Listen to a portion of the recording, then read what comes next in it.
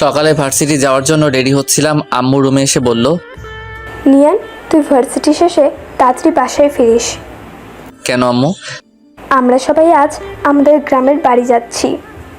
আমরা সবাই মানে? আমি তো যেতে পারবো না, আমার এক্সাম এখনো শেষ হয় নাই, কালকে আমার লাস্ট এক্সাম। তুই তো আমাকে বলেছিলি তোর পরীক্ষা আজকে শেষ হবে। আম্মু কিছুক্ষণ কি যেন একটা ভাবলো, তারপর বলল, আচ্ছা, তুই কালকে পরীক্ষা দিয়ে পরের দিন চলে যাস, আমরা আজকে যাচ্ছি। আচ্ছা। আমি আবার বললাম, আম্মু হঠাৎ তোমাদের গ্রামের বাড়ি যাওয়ার কথা কেন মনে হলো? আগামী শুক্রবারে দিয়ার বিয়ে। কি বলো কি আম্মু, এত পিচ্ছি একটা মাইয়ার কিভাবে বিয়ে হবে?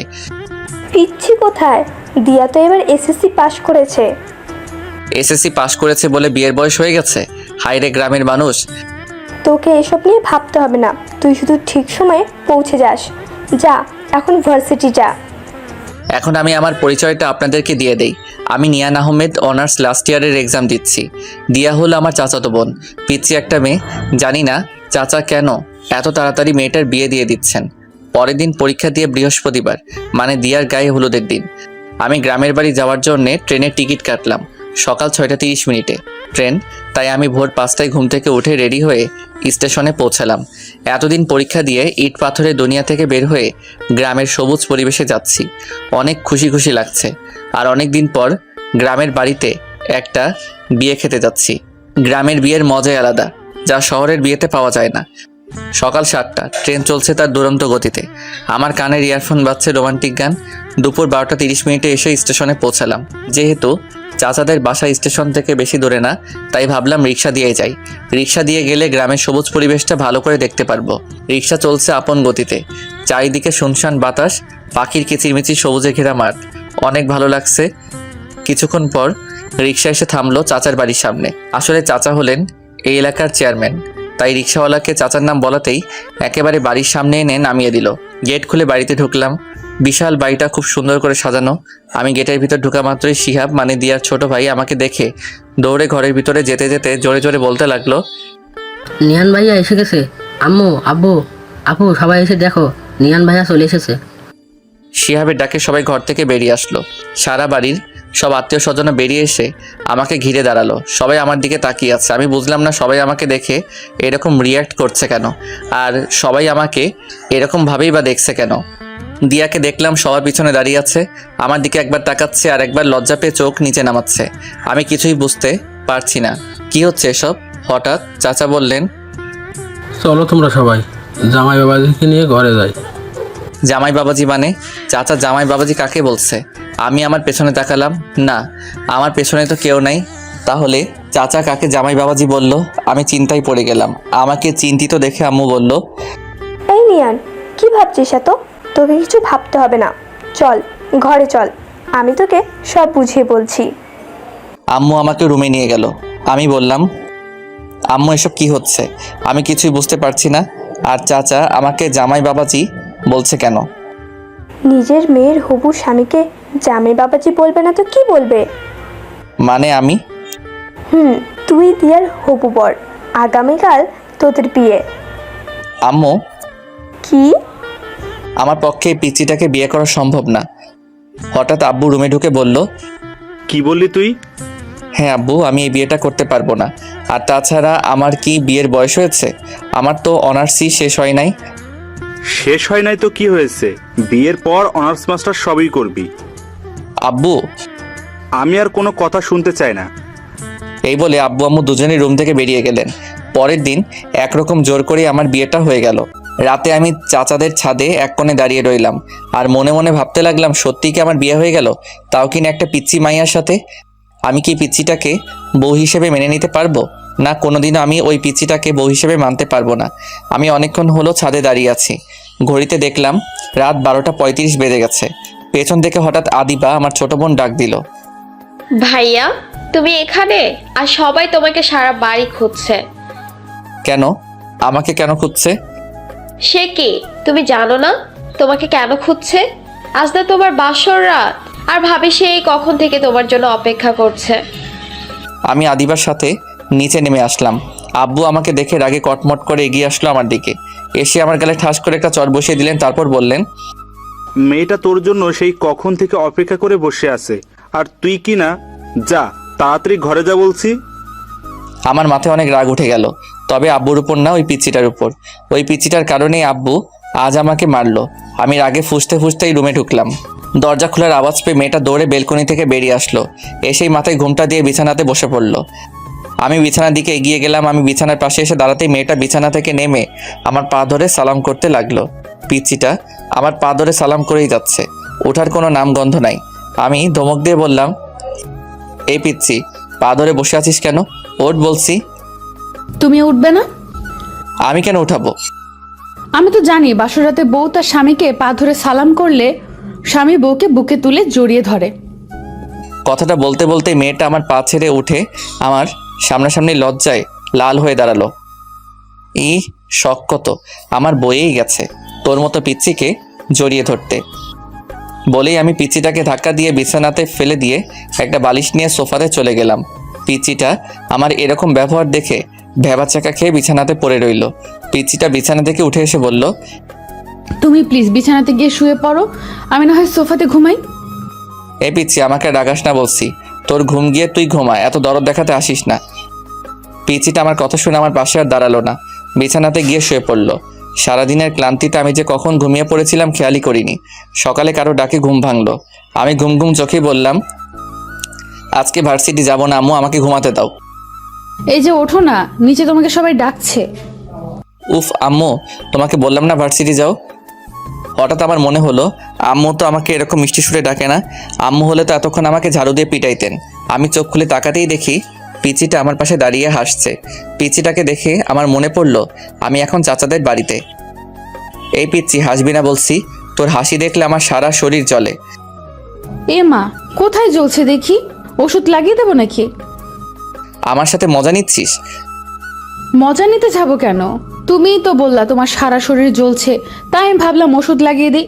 আচ্ছা ঠিক আছে, ওষুধ লাগাতে হবে না, গোসল করে নাও, তাহলে শরীর আর জ্বলবে না। পিচ্চিটা নিজের আলমারি থেকে একটা টাওয়েল বের করে আমার হাতে ধরিয়ে দিল। আমি টাওয়েল হাত থেকে ফেলে দিয়ে বললাম, আমি এত সকালে গোসল করতে পারবো না।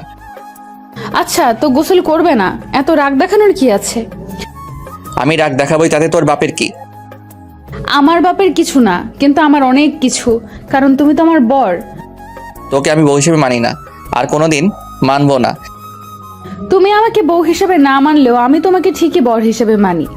আর তাড়াতাড়ি ফ্রেশ হয়ে নিচে আসো, সবাই তোমার জন্য অপেক্ষা করছে। আমি রেডি হয়ে নিচে নেমে এসে দেখি সবাই একসাথে বসে আড্ডা দিচ্ছে। আমি আম্মুকে গিয়ে বললাম, আম্মু আমি বাড়ি যাব। হ্যাঁ বাবা, আজ বিকালেই আমরা বৌমাকে নিয়ে বাড়ি যাব। ওই পিচ্চিটাকে সাথে নিয়ে যাওয়ার কি দরকার? এই কথাটা বলতে গিয়ে আব্বুকে দেখে আর বললাম না, যদি কালকের মতো আবার মারে। আম্মু এখন চলে গেলেই তো হয়। এখন এত তাড়াহুড়ো করে কিভাবে যাব? তুই নাস্তা করেছিস? যা কিছু খেয়ে নে। দিয়া মা, নিয়ানকে কিছু খেতে দে তো। আচ্ছা চাচি আম্মা। সে কি রে, তুই এখনো আমাকে চাচি আম্মা ডাকছিস? এখন থেকে আমাকে শুধু আম্মা বলে ডাকবি। আচ্ছা ঠিক আছে। আমি কিছু না বলে টেবিলে গিয়ে বসলাম। বিকেলে বাড়িতে যাওয়ার জন্য রেডি হচ্ছিলাম, হঠাৎ পিচ্চি এসে আমার হাতে একটা পাঞ্জাবি ধরিয়ে দিয়ে বলল, আম্মু বলেছেন এটা পড়তে। আমি হাতে নিয়ে দেখি বিয়ের দিন যে পাঞ্জাবিটা পরেছিলাম সেই পাঞ্জাবি। এত ভারী পাঞ্জাবি আমি পরতে পারবো না। সব সময় শুধু না না করো কেন? আমি পিচির ধমক শুনে কিছুটা ভয় পেয়ে গেলাম। এইটুকু পিচির এত তেজ! আমি আর কিছু না বলে পাঞ্জাবিটা পরে নিলাম। যাওয়ার সময় পিচিটা অনেক কান্না করলো। চাচা পিচিটাকে আমার হাতে তুলে দিলেন আর বললেন, আমার মেয়েকে সুখে রেখো বাবা, কোনোদিন কষ্ট দিও না। আমি জবাবে চাচাকে কি বলবো কিছুই বুঝতে পারলাম না। তারপর আমরা বাড়ির দিকে রওনা দিলাম। বাড়িতে ফিরে গাড়ি থেকে নেমে অবাক হয়ে গেলাম। সারা বাড়ি অনেক রকম বাতি দিয়ে সাজানো। পিচিটা গাড়ি থেকে নামতে গিয়ে আবার বসে পড়লো। কি হলো মা, নামছিস না কেন? মাথা ঘুরছে আম্মু। আমি এদিক সেদিক না তাকিয়ে সোজা ঘরের দিকে যেতে লাগলাম। পিছন থেকে আম্মু ডাক দিল, এই নিয়ান, বউকে ফেলেই ঘরে চলে যাচ্ছিস? ওর পা আছে, নিজে হেঁটে যেতে পারবে, ওকে কি কোলে তুলে নিয়ে যেতে হবে নাকি? হ্যাঁ, ভালো বুদ্ধি বের করেছিস। ওকে বরং কোলে করেই ঘরে নিয়ে যা। কি? আমি পারবো না। এরকম রিয়েক্ট করছিস কেন? তোকে নিজের বউকে কোলে নিতে বললো, অন্য কাউকে কোলে নিতে বলে নাই। আব্বু আব্বু আমাকে পুরো কথাটা বলতে না দিয়ে আবার বললেন। আমি আর কিছু শুনতে চাই না। অতঃপর বাধ্য হয়ে পিচিটাকে কোলে নিয়ে রুমে যেতে লাগলাম। আমি পিচিটার মুখের দিকে তাকিয়ে দেখলাম মুচকি মুচকি হাসছে। ইচ্ছে করছে এখনই কোল থেকে নিচে ফেলে দেই। আমি পিচিটাকে নিয়ে রুমের দরজাতে আসতেই অবাক হয়ে গেলাম। রুমের দরজাতে পিচিটাকে কোলে নিয়েই দাঁড়িয়ে রইলাম। সারা রুম অনেক রকম ফুল দিয়ে সাজানো। রুমটাকে একেবারে ফুলের বাগান বানিয়ে ফেলেছে। এমনি আমার ফুলে অ্যালার্জি, আর রুমে এত ফুল দেখে মাথাটাই গরম হয়ে গেল। পিচিটা আমার কোলে ছিল। পিচিটাও দেখলাম এতগুলো ফুল দেখে আমার মতোই অবাক হয়ে তাকিয়ে আছে রুমের দিকে। আমি পিচিটাকে কোলে নিয়ে রুমে ঢুকলাম। রুমে ঢুকে পিচিটাকে বিছানাতে ছুঁড়ে ফেলে দিলাম। আউ মা গো, কোমরটা গেল গো। আমি ভয় পেয়ে গেলাম। এখন মেয়েটার কিছু হলে তো আব্বু আমাকে মেরেই ফেলবে। আমি পিচিটার পাশে বসে বললাম, সরি, দেখি কোথায় ব্যথা পেয়েছিস। আমি ব্যথা পাই নাই, আমি জাস্ট দেখতে চেয়েছিলাম আমি ব্যথা পেলে তুমি কিভাবে রিয়্যাক্ট করো। বলেই পিচিটা একটা হাসি দিয়ে বিছানা থেকে উঠে ওয়াশরুমের দিকে যেতে লাগলো। এই পিচি, দাঁড়া। কি? তুই তো একটু আগে মাথা ব্যথার জন্য হাঁটতে পারছিলি না, এখন কিভাবে হাঁটছিস? সবই তোমার কোলে ওঠার ধান্দা। তুই তো দেখছি একটা পিচ্চি শয়তাননি। পিচিটা একটা হাসি দিয়ে ওয়াশরুমে ঢুকে গেল। আমি রুমে বসে বসে ভাবতে লাগলাম, না, পিচিটার সাহস অনেক বেড়ে গেছে। আমাকে এমন কিছু করতে হবে যাতে পিচিটা আমাকে ছেড়ে যেতে বাধ্য হয়। কিছুক্ষণ পর পিচি একটা পাতলা 3 পিস পরে বেরিয়ে আসলো। আমাকে বলল, যাও এখন ভারী পাঞ্জাবিটা চেঞ্জ করে আসো। আমি আমার পাঞ্জাবি চেঞ্জ করব কি না করব সেটা আমার ব্যাপার। আমার সব ব্যাপার তোকে এত নাক গলাতে হবে না। তুমি সবসময় এমন করো কেন? আমি এমন করবই, তাতে তোর কি? আমারই তো সব। তারপর আমি ফ্রেশ হতে গেলাম। ফ্রেশ হয়ে রুমে এসে দেখি পিচিটা রুমে নাই, হয়তো নিচে গেছে। আমি রেডি হয়ে নিচে চলে আসলাম। পিচিটা আম্মু আব্বু আর আদিবার সাথে হেসে হেসে কথা বলছে। পিচিটার কি সুন্দর নিষ্পাপ হাসি, কি মায়া ভরা চোখ, একদম মায়াবতী। আমি এসব কি ভাবছি? আমি তো এইটুকু পিচিকে কোনোদিনও বউ হিসেবে মানতে পারবো না। তাহলে কেন আমি পিচিটার মায়া জড়াচ্ছি? কি রে, এখানে দাঁড়িয়ে কি ভাবছিস? তোর জন্য সেই কখন থেকে আমরা না খেয়ে বসে আছি। চল, রাতের খাবার খাবি, চল। সে কি আম্মু, তোমরা এখনো খাও নাই? না রে, আমরা অনেকবার দিয়াকে বলেছি চল আমরা খেয়ে নিই, নিয়ান একটু রাত করেই খাবার খায়। কিন্তু পাগলি মেয়েটা কি বলে জানিস? বলে তুই না খাওয়া পর্যন্ত ও নাকি খেতে পারবে না। তাই আমরা ভাবলাম সবাই একসাথেই খাই। দেখছিস মেয়েটা এখন থেকে কীরকম তোকে ভালোবাসে। লক্ষ্মী একটা মেয়ে। লক্ষ্মী না ছাই, শয়তানের হাড্ডি একটা। কি রে, বিড়বিড় করে কি বলছিস?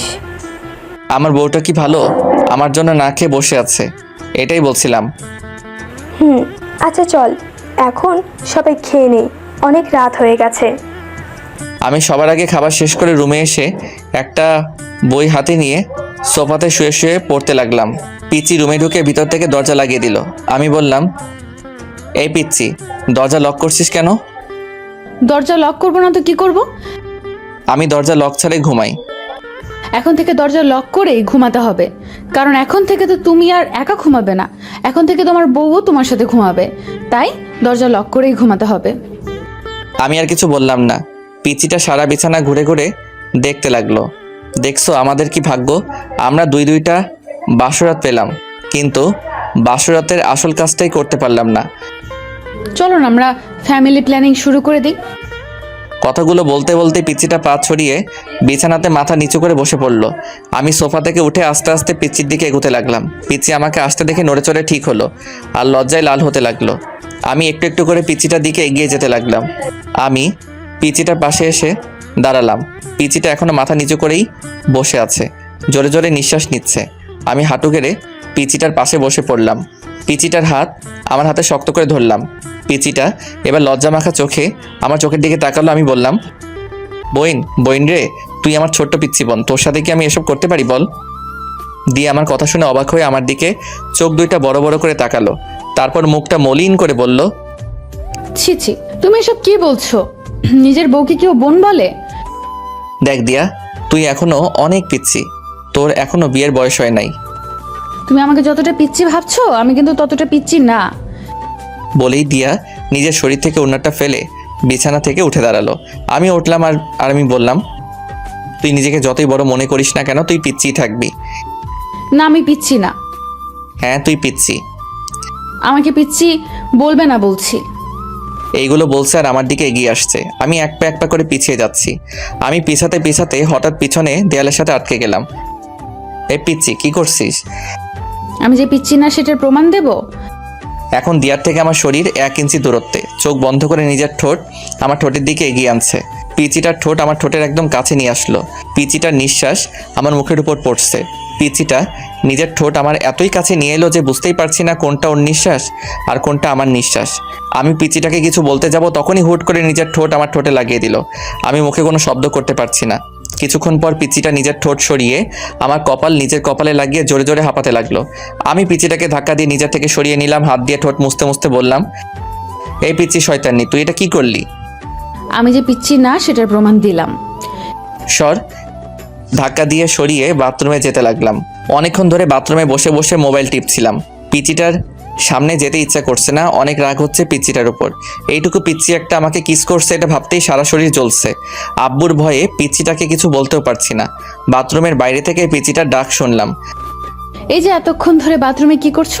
বেরিয়ে আসছো না কেন? বাথরুমেই ঘুমিয়ে পড়লে নাকি? আমি কোনো উত্তর না দিয়ে মোবাইল টিপছি। কিছুক্ষণ থেমে পিচিটা আবার ডাকতে লাগলো। এই যে শুনছো, বেরিয়ে আসো না প্লিজ, আমার একা একা ভয় লাগছে। আমি মনে মনে বললাম, তোর ভয় লাগছে তো আমি কি করব? কোলে নিয়ে নাচবো নাকি পিচি শয়তানি একটা? এবার পিচিটা বাথরুমে দরজাটা জোরে ধাক্কা দিতে লাগলো। দরজা খুলছো না কেন? প্লিজ দরজাটা খুলো। এবার পিচিটা নিজেকে নিজেই প্রশ্ন করলো, ওর কিছু হলো না তো? এই কি হলো, দরজা খুলছো না কেন? কান্না করছে আর জোরে জোরে বাথরুমের দরজাটা ঠেলছে। এবার আমার বেরিয়ে আসা দরকার না হলে পিচিটার কথা শুনে আব্বু আম্মু চলে আসবেন। আমি দরজা খুলে বাইরে বেরিয়ে আসলাম। আমাকে দেখে পিচিটা আমাকে শক্ত করে জড়িয়ে ধরলো আর বলতে লাগলো, তুমি ঠিক আছো তো? তোমার কিছু হয় নাই তো? এতক্ষণ দরজা আটকে কি করছিলে? জানো আমি কতটা ভয় পেয়ে গিয়েছিলাম। সত্যি তুই একটা পিচ্ছি।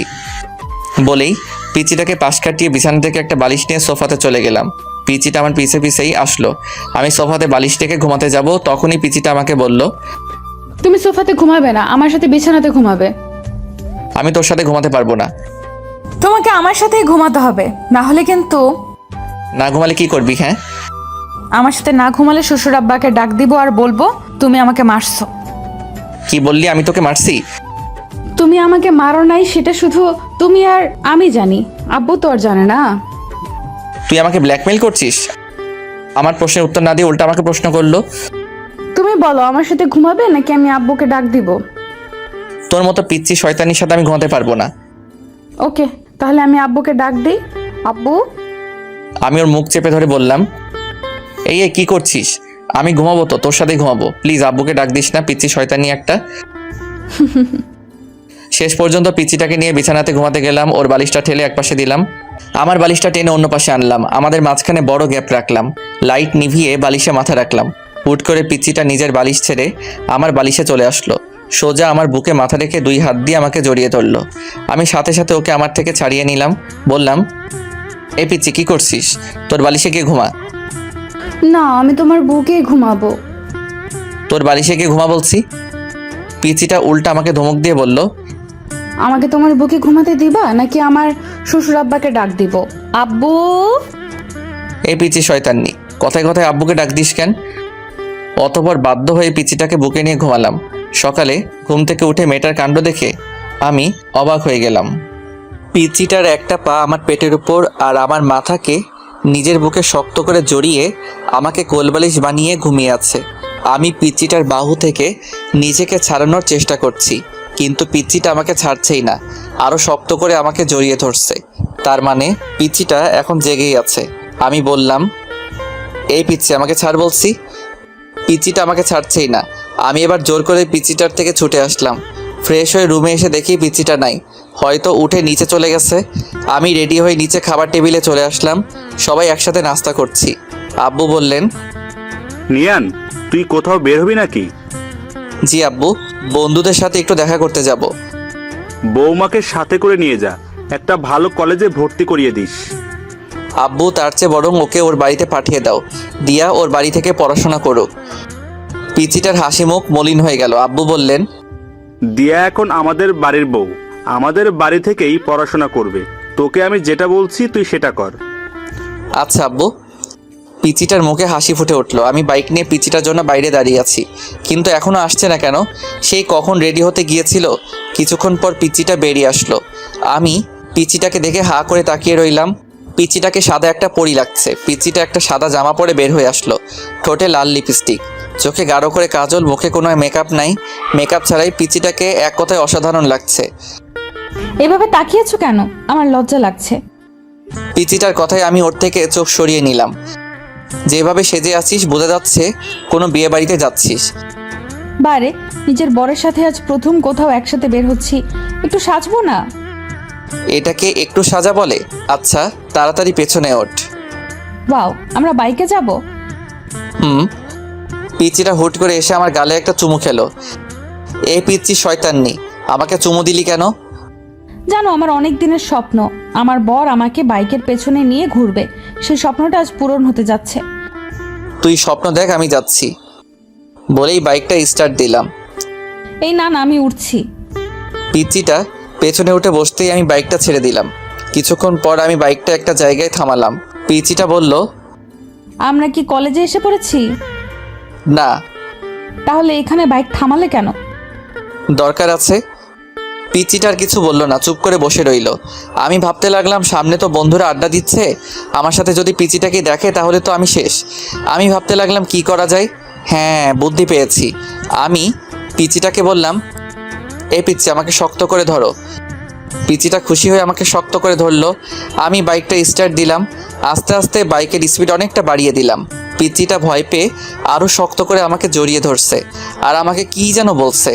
বাতাসের শ শ আওয়াজে পিচিটার কথা আমি ভালো করে শুনতেও পারছি না। আমাদের আড্ডার জায়গা ফেলে আসতেই আমি বাইকের স্পিড কমিয়ে দিলাম। তারপর একটা কলেজের সামনে এসে বাইক থামালাম। পিচিটা বাইক থেকে নেমে কান্না করে দিল। এই পিচি, কি হলো? কি কান্না করছিস কেন? তুমি এত স্পিডে বাইক চালিয়ে আসলে কেন? আমি কত ভয় পেয়ে গেছিলাম। সত্যি তুই একটা পিচ্ছি। কান্না থামা বলছে, সবাই দেখছে। এভাবে রাস্তায় কান্না করছিস, মানুষ কি ভাববে? পিচ্চিটা কেঁদেই চলছে। এই পিচ্ছি, কান্না থামা বলছি, না হলে কিন্তু। এবার আরো জোরে জোরে কান্না করতে লাগলো। আমি বাড়িতে গিয়ে শ্বশুর আব্বাকে সব বলবো। তুমি আমাকে মারছো আর অনেক স্পিডে বাইক চালিয়েছো। এই মেয়ে, আমি তোকে কখন মারলাম? এটা তো ডাহা মিথ্যা কথা। আচ্ছা বোন, সরি। আর জীবনেও স্পিডে বাইক চালাবো না। এবার তো কান্না থামা। দেখ লোকজন কিভাবে আমাদের দিকে তাকিয়ে আছে। তুমি আবার আমাকে বোন বলছো? এবার কয়েকটা লোক আমাদের দিকে এগিয়ে আসলো। লোকগুলো আমাদের অনেকক্ষণ ধরে লক্ষ্য করছিল। কি ভাই, মেয়েটাকে এভাবে কাঁদাচ্ছেন কেন? মেয়ে দেখলেই পিছনে লাগতে ইচ্ছা করে। বলে লোকটা নিজের হাতে শার্ট উপরে তুলতে তুলতে আমার দিকে এগিয়ে আসছে। আরে ভাই, থামেন। উনি আমার বউ, আমার উপর রাগ করে কান্না করছে। আমার মুখে বউ ডাক শুনে দিয়া কান্না থামালো। আপু, উনি কি আপনার স্বামী? জি, উনি আমার স্বামী। লোকগুলো আমাকে সরি বলে চলে গেল। পিচিটাকে দেখলাম মাথা নিচু করে হাসছে। এ পিচি, হাসছিস কেন? তুমি আমাকে বউ বলছো তাই খুশি লাগছে। আমার বইয়েই গেছে তোকে বউ বলতে। আমি তো ওই লোকগুলোর হাত থেকে বাঁচার জন্য তাকে বউ বললাম। যেইভাবেই হোক, বউ বলছো তো। পিচিটাকে কলেজে ভর্তি করিয়ে আবার বাড়িতে ফিরছি। এবার বাইকটা আস্তে আস্তে চালাচ্ছি। কিছু দূর আগাতেই দেখলাম কয়েকজন লোক রাস্তার মাঝখানে দাঁড়িয়ে আছে। আরে, এরা তো আমার বন্ধুরা। এখন আমি কি করি? সবাই আমার দিকে রাগি চোখে তাকিয়ে আছে। আমি বললাম, কিরে তোরা এভাবে মাঝ রাস্তায় দাঁড়িয়ে আছিস কেন? এদিকে যাওয়ার সময় তোকে আমরা পিছন থেকে কত ডেকেছি, তুই শুনলি না কেন? ও, তোরা ডেকেছিলি, আমি হয়তো শুনতে পারি নাই। কিরে মামা, পিছনে সুন্দর মাইয়াটাকে? আমি এতক্ষণ এটারই ভয় পাচ্ছিলাম। হ্যাঁ রে, মেয়েটাকে? আমি কিছু বলছি না দেখে পিচিটাই বলল, আমি ওর বউ। পিচিটাকে বলতে না দিয়ে আমি বললাম, ও আমার চাচাতো বোন। পিচিটা আবার কান্না শুরু করে দিল। তুমি আমাকে আবার বোন বলছো? আমি বাড়িতে গিয়ে শ্বশুর আব্বাকে সব বলবো। নিজের বউকে বোন বলা হচ্ছে? আমার বন্ধুরা সবাই একসাথে বলে উঠলো, বউ? সবাই অবাক হয়ে আমার দিকে তাকিয়ে রইল। ওরা আমাকে প্রশ্ন করতে যাবে, তখনই আমি বললাম, বাড়ি থেকে ফিরে এসে সব বলছি। এই বলে বাইক স্টার্ট দিয়ে বাড়িতে চলে আসলাম। এই বিচ্ছি, নাম, বাড়ি চলে এসেছি। পিচিটা বাইক থেকে নামতে আমি বাইক আবার রিস্টার্ট দিলাম। পিচিটা বলল, বাসায় কখন ফিরবে? সেটা তোকে বলে যেতে হবে নাকি? বলেই বাইক চালিয়ে চলে আসলাম বন্ধুদের কাছে। বন্ধুদের সাথে আড্ডা দিতে দিতে কখন যে বিকাল 3টা বেজে গেল খেয়ালই করি নাই। বাসাতে ঢুকতেই দেখি আব্বু ড্রয়িং রুমের সোফাতে বসে আছেন। আমাকে দেখে আব্বু সোফা থেকে উঠে এসে আমার সামনে দাঁড়ালেন, তারপর বললেন, তোর কি কাণ্ডজ্ঞান বলতে কিছু নেই? আব্বু। চুপ কর। ঘরে যে তোর একটা বউ আছে সেদিকে কি খেয়াল আছে? মেয়েটা সেই কখন থেকে না খেয়ে তোর জন্য বসে আছে, আর তুই সারাদিন বকাটের মতো ঘুরে বেড়াচ্ছিস আর নিজের ফোনটাও অফ করে রাখছিস। আমি মাথা নিচু করে বললাম, ফোনে চার্জ ছিল না, তাই আপনি অফ হয়ে গেছে। আম্মু এসে বললেন, যা রুম থেকে বৌমাকে নিয়ে আয়, মেয়েটা সেই কখন থেকে তোর জন্য অপেক্ষা করে বসে আছে। আমি রুমে ঢোকার আওয়াজ পেয়ে পিচিটা বেলকনি থেকে দৌড়ে আমার কাছে এসে বলল, তুমি চলে এসে পিচিটা গালে হাত দিয়ে আমার দিকে প্রশ্নবোধক দৃষ্টিতে তাকিয়ে আছে। আমি বললাম, এই পিচি, তোকে কে বলেছে আমার জন্য না খেয়ে বসে থাকতে? পিচিটা চোখের পানি গড়িয়ে পড়লো। আমি আবার বললাম, আজ শুধু তোর জন্য আব্বু জীবনেই প্রথম আমাকে বকাটে বলল। আমার উপর বউয়ের অধিকার দেখানো হচ্ছে। তোকে আমি বউ হিসেবে মানি না, আর কোনোদিন মানবো না, অসহ্য একটা। পিচিটাকে পাশ কাটিয়ে ওয়াশরুমে চলে গেলাম। ওয়াশরুম থেকে ফিরে এসে দেখি পিচিটা সেই আগের জায়গাটাতে দাঁড়িয়ে আছে। আমি পিচিটার থেকে 2-3 পা সামনে এসে মাথাটা একটু পেছনে ঘুরিয়ে বললাম, এই পিচি, নিচে আসবি নাকি আমাকে আরো বকা খাওয়ানোর ইচ্ছা আছে? জি আসছি। পিচিটাকে নিয়ে খাবার খাচ্ছি, আম্মু পাশে দাঁড়িয়ে আছেন। পিচিকে দেখলাম খাবার না খেয়ে কি যেন একটা ভাবছে, আর খাবারগুলো হাত দিয়ে শুধু নাড়ছে। আম্মু পিচিটাকে বললেন, কি রে মা, তুই খাবার না খেয়ে কি ভাবছিস? কিছু না আম্মু। তাহলে খাচ্ছিস না কেন? পিচিটা নিজের গাল থেকে চুলগুলো সরিয়ে কিছুটা ভাত মুখে নিল। আম্মু চিৎকার দিয়ে উঠলেন, সে কি রে দিয়া মা, তোর গালে এটা কিসের দাগ? আম্মুর কথায় আমি পিচিটার গালের দিকে তাকালাম। পিচিটার গাল অনেকটা লাল হয়ে আঙুলের ছাপ দেখা যাচ্ছে। আমার আর বুঝতে বাকি রইল না যে এটা আমারই আঙুলের ছাপ। তখন রাগে থাপ্পড়টা অনেক জোরেই মেরেছিলাম। কি রে মা, কিছু বলছিস না যে? আমাকে বল, কি হয়েছে? এটা হয়তো অ্যালার্জির কারণে হয়েছে আম্মু। গালটা অনেকক্ষণ ধরে চুলকাচ্ছিল। ওষুধ লাগিয়েছিস? না আম্মু, পরে লাগিয়ে নিব। মেয়েটাকে দেখে আমার অনেক মায়া হচ্ছে। আমাকে বাঁচানোর জন্য মেয়েটা মিথ্যা বললো, আর আমি কি না নিজের উপর রাগ হচ্ছে। মেয়েটা আমার আগেই খাবার খেয়ে রুমে চলে গেল। কিছুক্ষণ পর আমি রুমে গিয়ে দেখি মেয়েটা রুমে নাই, হয়তো বেলকনিতে আছে। ভাবলাম মেয়েটাকে সরি বলে আসি। আমি বেলকনিতে গিয়ে দেখলাম পিচিটা আনমনে বাইরে তাকিয়ে আছে। আমাকে বলতে না দিয়ে পিচিটা বলল, আপনি আমাদের ডিভোর্স চান, তাই তো? আমি জানি আপনি আমাদের ডিভোর্স চান, কিন্তু আপনার আব্বুর ভয়ে বলতে পারছেন না।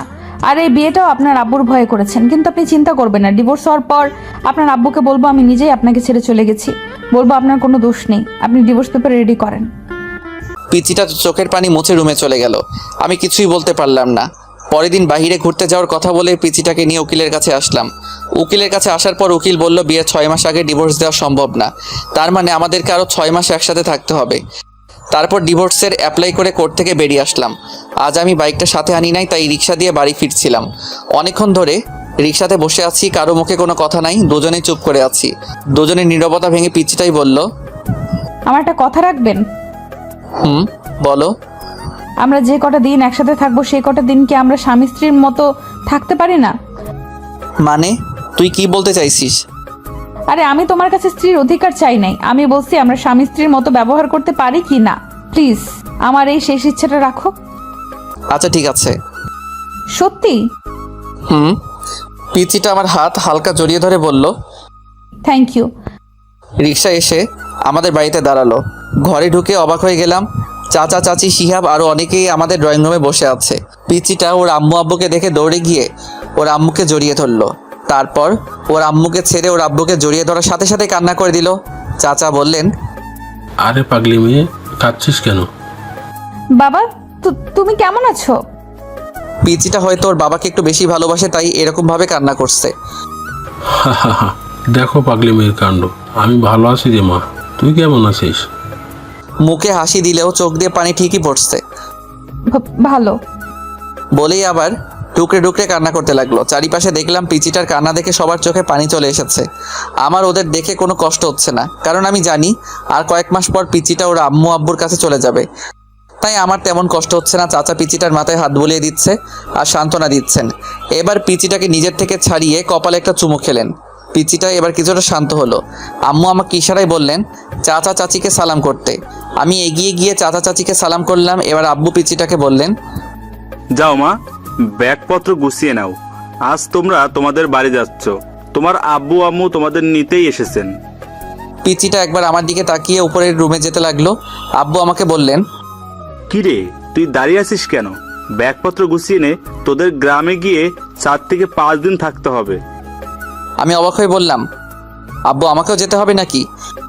হ্যাঁ বাবা, বিয়ের পর শ্বশুর বাড়ি গিয়ে কয়েকদিন থাকতে হয়, এটাই নিয়ম। আর তাছাড়া তুমি সেখানে যাচ্ছ, সেটা তো শুধু তোমার শ্বশুর বাড়ি না, তোমার নিজেরও বাড়ি। চাচা বলছিলাম কি আমি না গেলে কি হয় না?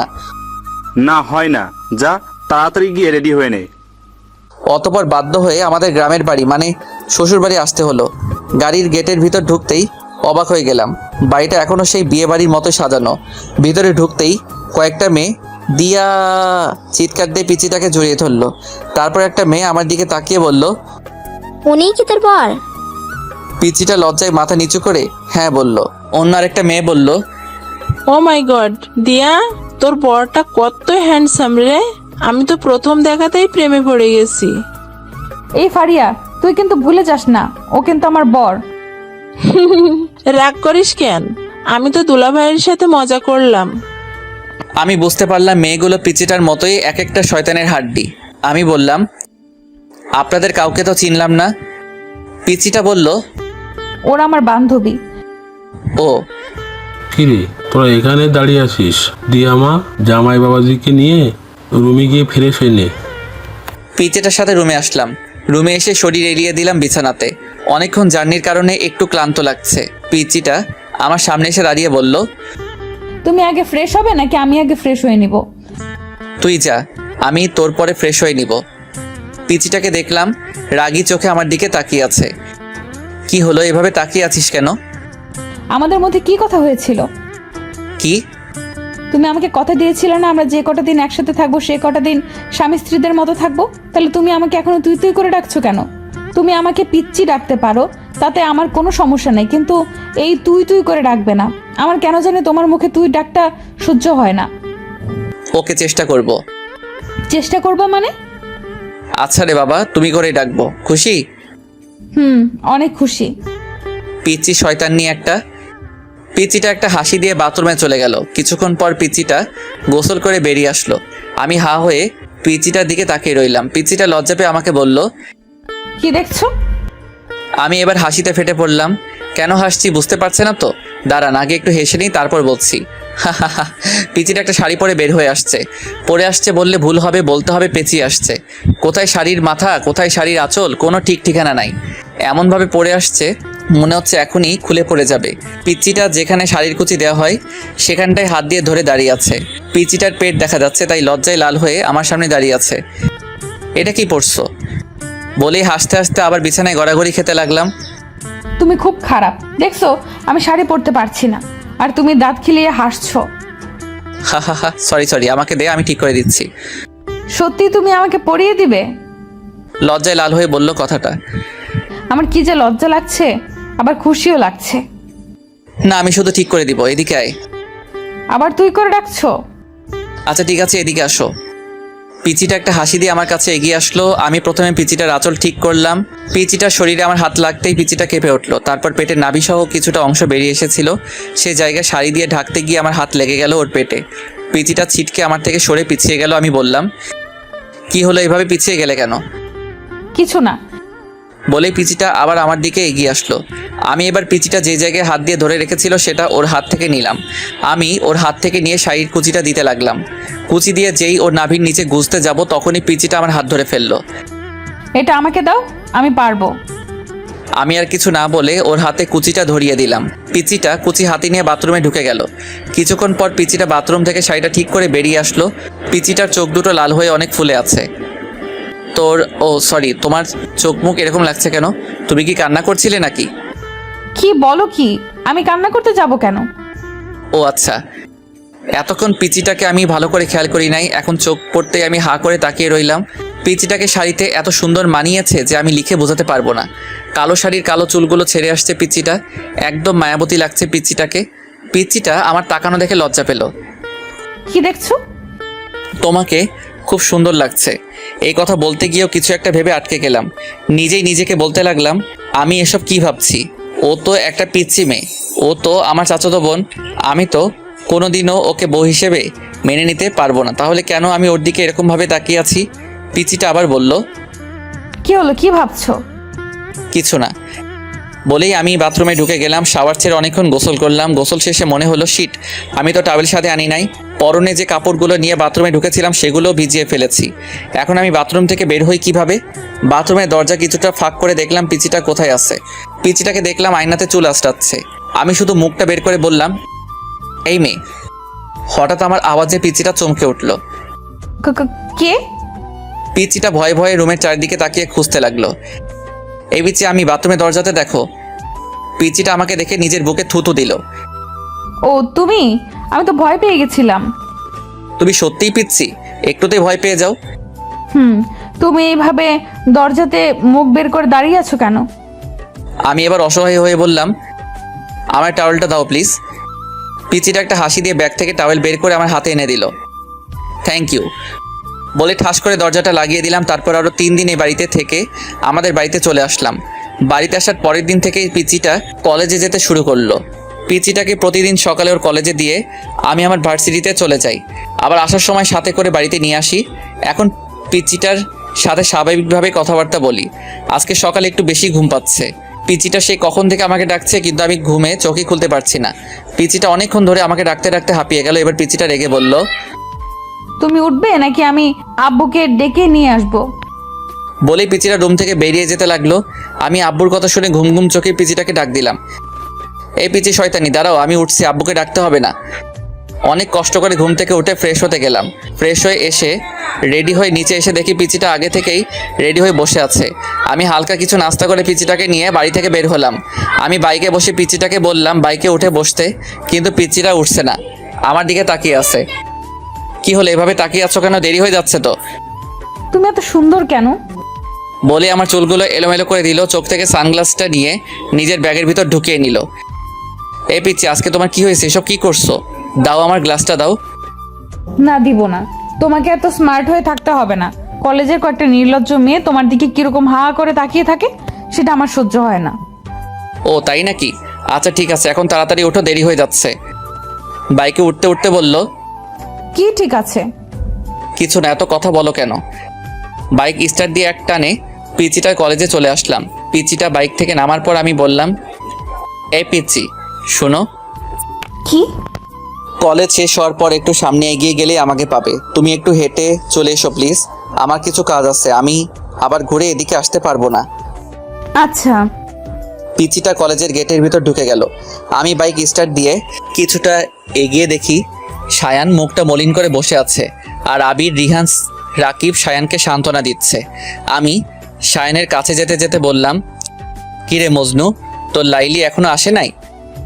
আমি কাছে যেতেই সায়ান আমাকে জড়িয়ে ধরে কান্না করতে লাগলো। প্লিজ বন্ধু, তুই কিছু একটা কর, আমি জেনিয়াকে ছাড়া বাঁচবো না। জেনিয়া হলো সায়ানের গার্লফ্রেন্ড। 3 বছর ধরে ওদের রিলেশন, দুজন দুজনকে অনেক ভালোবাসে। কিছুদিন পর জেনিয়ার বিয়ে, কিন্তু জেনিয়া না পারছে ফ্যামিলি ছেড়ে সায়ানের কাছে চলে আসতে, না পারছে সায়ানকে ছাড়া অন্য কাউকে বিয়ে করতে। আজ জেনিয়া সায়ানের সাথে লাস্ট দেখা করতে আসছে। লাস্ট দেখা করবে সেই কথা শুনেই রাতে সায়ান আমাকে ফোন করে জানিয়ে দিয়েছিল। অনেকক্ষণ অপেক্ষার পর জেনিয়া আসলো। আমাদের সবাইকে দেখে কিছুটা অবাক হলো। আমি বললাম, জেনিয়া এদিকে আসো। আমি জেনিয়াকে ওদের থেকে কিছু দূরে নিয়ে গেলাম। আমি বললাম, জেনিয়া সত্যি করে বলো তো, তুমি কি সায়ানকে ছাড়া অন্য কারোর সাথে থাকতে পারবে? ওকে ছাড়া থাকতে পারবো না বলেই তো মরার রাস্তা বেছে নিয়েছি। তুমি কি মনে করেছো তুমি মরে গেলে সায়ান বেঁচে থাকতে পারবে? এবার মেয়েটা কান্না করতে লাগলো। তো আমি কি করব বলেন ভাইয়া? পালিয়ে যাও। কিন্তু আমার ফ্যামিলি? দেখো জেনিয়া, তোমরা পালিয়ে গিয়ে বিয়ে করার পর যখন তোমার কোলে ছোট্ট আরেকটা জীবন আসবে, তখন তোমার ফ্যামিলি ওই বাচ্চাটার দিকে তাকিয়ে সব মান অভিমান ভুলতে বাধ্য হবে। কিন্তু জেনিয়াকে পুরো কথাটা বলতে না দিয়ে পিচিটা এসে বলল, এই যে আমি চলে এসেছি। তারপর জেনিয়ার দিকে তাকিয়ে বলল, ওই মেয়েটা কে? বলছি, তুমি ওদের কাছে গিয়ে বসো, আমি ওর সাথে কিছু ইম্পর্টেন্ট কথা বলে আসছি। মেয়েটার সাথে তোমার কিসের ইম্পর্টেন্ট কথা? নির্লজ্জ মেয়েগুলো শুধু সারাদিন তোমার পিছে পিছে লেগে থাকে। কথাগুলো বলতে বলতেই আমার হাত ধরে টেনে নিয়ে যেতে লাগলো। আমার রাগ উঠে গেল চরমে। এক ঝটকায় পিচিটার হাত থেকে আমার হাত ছাড়িয়ে গালে ঠাস করে একটা চড় বসিয়ে দিলাম। পিচিটা গালে হাত দিয়ে দাঁড়িয়ে আছে।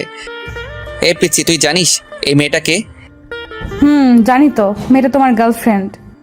এবার অন্য গালে ঠাস করে আরেকটা চড় মারলাম। পিচিটা দুই গালে দুই হাত দিয়ে জোরে জোরে কান্না করতে লাগলো। কান্না থামা বলছি, না হলে আরেকটা দিব। তুমি খুব পচা। আমি আব্বুকে গিয়ে সব বলবো, আর এও বলবো যে তোমার গার্লফ্রেন্ড আছে। এবার পিচিটার কথা শুনে আমার নিজেরই কান্না চলে আসছে। বোন রে, তুই কিছু না বোঝার আগে কেন বাচ্চাদের মতো পাগলামি করিস? বাচ্চাদের মতো কি, তুই তো বাচ্চাই। ও আমার গার্লফ্রেন্ড না, শায়নের গার্লফ্রেন্ড। আমি এখানে দুইটা জীবন বাঁচানোর চেষ্টা করছি আর তুই ঢং করছিস। এবার পিচিটা সবকিছু বুঝতে পেরে কান্না থামিয়ে চোখের পানি মুছে একটা হাসি দিয়ে আমাকে বলল, সরি। এবার পিচিটার কাণ্ড দেখে আমারই হাসি চলে এলো।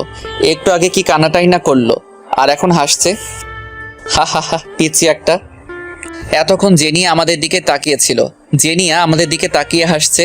আমি বললাম, তো কি সিদ্ধান্ত নিলে জেনিয়া? আমি পালিয়ে যেতে প্রস্তুত ভাইয়া। পরের দিনই সায়ান আর জেনিয়া চট্টগ্রাম পালিয়ে যায়। আর মাত্র 7 দিন বাকি আমার আর পিচিটার ডিভোর্স পেপার আসতে। পিচিটা আমার সাথে এমন ব্যবহার করে বোঝাই যায় না যে আর মাত্র কয়েকদিন পর ওর সাথে আমার ডিভোর্স হবে। আজ আমার ফ্রেন্ড রিহানের বার্থডে। রাতে পিচিটাকে বললাম, এই পিচ্ছি, আমার জন্য অপেক্ষা করো না, রাতে বাসায় ফিরতে আমার দেরি হবে। কেন দেরি হবে কেন? আজ আমার ফ্রেন্ড রিহানের বার্থডে। ও আচ্ছা। মুখে বলছে আচ্ছা, কিন্তু আমি জানি পিচিটা ঠিকই আমার জন্য না খেয়ে বসে থাকবে। রিহান বার্থডে পার্টিটা শুধু আমরা 3 জনকে নিয়েই দিচ্ছে, আমি, রাকিব আর আবির। কেক কাটা শেষে রিহানকে নিয়ে কয়েকটা সেলফি তুলে ফেসবুকে আপলোড দিলাম। তারপর কিছু খাবার খেয়ে আমি ওদের থেকে বিদায় নিয়ে চলে আসছিলাম। তখনই আমাকে রিহান আটকালো আর বলল, কিরে কোথায় যাচ্ছিস? আসল পার্টিটাই তো হলো না। বলে একটা ব্যাগ থেকে 3টা বোতল বের করলো। কিরে, এসব কিসের বোতল? এইগুলা মদের বোতল। ছি সরা, এখান থেকে আমি এগুলো খাই নাকি? তোরা জানিস না আমি এগুলো খাই না? জানি, তবুও আজ খেতে হবে। আমাকে জোরাজোরি করতে লাগলো। শেষ পর্যন্ত ওদের জোরাজোরিতে বাধ্য হয়ে নাক টিপে হাফ গ্লাস খেলাম। হাফ গ্লাস খাওয়ার পরে আমার নেশা ধরে গেল। আমার আরও খেতে ইচ্ছা করতেছে। আমার পাশে এক বোতল রাখা ছিল। বোতলটার মুখ খুলে টক টক করে বোতলের অর্ধেক শেষ করতেই আবির আমার হাত থেকে বোতলটা কেড়ে নিল। এই নিয়ান, কি করছিস? আবিরও আমার মতো এসব খায় না। রাকিব আর রিহান অনেক জোরাজোরির পরেও আবির এসব খায় নাই। চল বাড়ি যাবি, চল। আবির আমাকে বাইকে করে বাড়িতে নিয়ে আসলো। আমাকে ঘরের সামনে পৌঁছে দিয়ে আবির চলে গেল। আমার কাছে ঘরের দ্বিতীয় চাবি ছিল, সেটা দিয়েই আমি ঢুকলাম। মাথা ঘুরছে, হাঁটতে পারছি না। কষ্ট করে রুমে আসলাম। দরজা ধাক্কা দিতেই খুলে গেল। পিচিটা বিছানাতে বসা ছিল। আমাকে দেখে উঠে এসে বলল, এতক্ষণে আসলে? আমি কিছু বললাম না। পিচিটার দিকে ঘোর লাগা চোখে তাকিয়ে রইলাম। আজ পিচিটাকে দেখে আমার ভিতরে কী রকম জানি একটা উত্তেজনা ফিল করছি। আমি পিচিটাকে বললাম, এই তুই আমার বউ না? আয় আমার কাছে আয়। এ কি, তোমার মুখ থেকে কিসের ওকে বলতে না দিয়ে ও ঠোঁটে আমার ঠোঁট লাগিয়ে দিলাম। তারপর পিচিটার ঠোঁট ছেড়ে দিয়ে পিচিটাকে ধাক্কা দিয়ে বিছানাতে ফেলে দিলাম। সকালে ঘুম থেকে উঠে বিছানাতে বসলাম। মাথাটা ঝিমঝিম করছে। হঠাৎ আমার খেয়াল হলো আমার শরীরে কোনো কাপড় নেই। কাপড় নাই বলতে একটা সুতাও নেই, শুধু পাতলা একটা চাদর দিয়ে সারা শরীর ঢাকা। কাল রাতের কথা মনে পড়তেই আমি চমকে উঠলাম। শিট, এটা আমি কি করলাম? বলেই বিছানাতে একটা ঘুষি দিলাম। আমার প্রায় কান্না চলে আসছে। পাশে তাকিয়ে দেখলাম পিচিটা আছে নাকি। না, পিচিটা নাই। পিচিটাকে দেখলাম গোসল করে চুল মুছতে মুছতে বাথরুম থেকে বেরিয়ে আসছে। লজ্জায় আমার দিকে তাকাতে পারছে না। মাথা নিচু করে আমাকে বলল, বাথরুমে গরম পানি রাখা আছে, গোসল করে নাও। বলেই রুম থেকে বেরিয়ে গেল। আমি রেডি হয়ে ঘর থেকে বেরিয়ে গেলাম। ফিরে এসে পিচিটাকে খুঁজতে লাগলাম। রান্নাঘরে গিয়ে দেখলাম আম্মুর সাথে রান্না করছে। আমি বললাম, এই দিয়া রুমে আসো। পিচিটা রুমে এসে বলল, কিছু বলবে? এটা খেয়ে নাও। কিসের ওষুধ এটা? এটা পিল। পিল শব্দটা শুনে পিচিটা আমার থেকে কয়েক পা পিছিয়ে গেল। মুখটা মলিন করে আমার দিকে হা করে তাকিয়ে রইল। আমি বললাম, সরি, প্লিজ আমাকে মাফ করে দিও। রাতে যে কি হয়েছিল আমার, সত্যি বলছি তখন আমার কোনো হুঁশ জ্ঞান ছিল না। পিচিটা কোনো কথা বলছে না, শুধু চোখ দিয়ে অনর্গল পানি ঝরে যাচ্ছে। আমি বললাম, প্লিজ তুমি কেঁদো না। তুমি কাঁদলে আমি নিজেকে কোনোদিন ক্ষমা করতে পারবো না। প্লিজ পিলটা খেয়ে নিও। বলে আমি রুম থেকে বেরিয়ে গেলাম।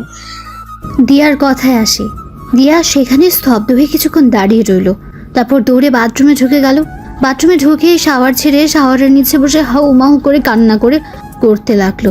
এখন দিয়া যত জোরে কান্না করুক না কেন, সে কান্নার আওয়াজ বাইরে যাবে না, তাই ইচ্ছে মতো চিৎকার করে কান্না করতে লাগলো।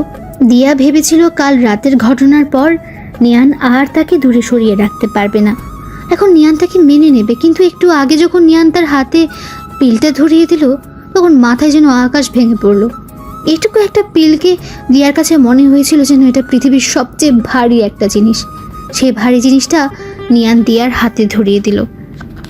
আমি রুম থেকে বের হয়ে এসে ড্রয়িং রুমে সোফাতে বসলাম। মনে মনে ভাবতে লাগলাম, আমি কি মেয়েটার সাথে একটু বেশি অপরাধ করে ফেলেছি?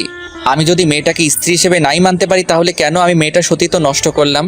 নিজেকে নিজের কাছে অনেক অপরাধ বোধ হচ্ছে। মনে হচ্ছে যেন আমি এই পৃথিবীর সবচেয়ে বড় অপরাধী। মেয়েটার জন্য অনেক মায়া হচ্ছে। পিচিটার আর আমার ডিভোর্স পেপার আসতে আর মাত্র 4 দিন বাকি। পিচিটা এখন আমার সাথে আগের মতো কথা বলে না, আগের মতো পাগলামি করে না। কিছু জিজ্ঞেস করলে শুধু সেটার উত্তর দেয়। উত্তর দেওয়ার ধরন এমন, হ্যাঁ, না, ঠিক আছে, এর বেশি পিচিটা আমার সাথে একটা কথা বলে না। এখন কলেজে আমাকে ছেড়ে একা একাই চলে যায়। আমি বলেছিলাম আমার সাথে যেতে, কিন্তু পিচিটা বলে সে নাকি একা যেতে পারবে। আমি পিচিটার সেই পাগলামিগুলো অনেক মিস করি। পিচিটার কিছু হলে একটুতেই কেঁদে ফেলা, আমাকে বারবার আব্বুর ভয় দেখানো, এইগুলো অনেক মিস করি। আজ বন্ধুদের সাথে কিছুক্ষণ আড্ডা দেওয়ার পর চলে আসলাম পিচিটার কলেজের সামনে।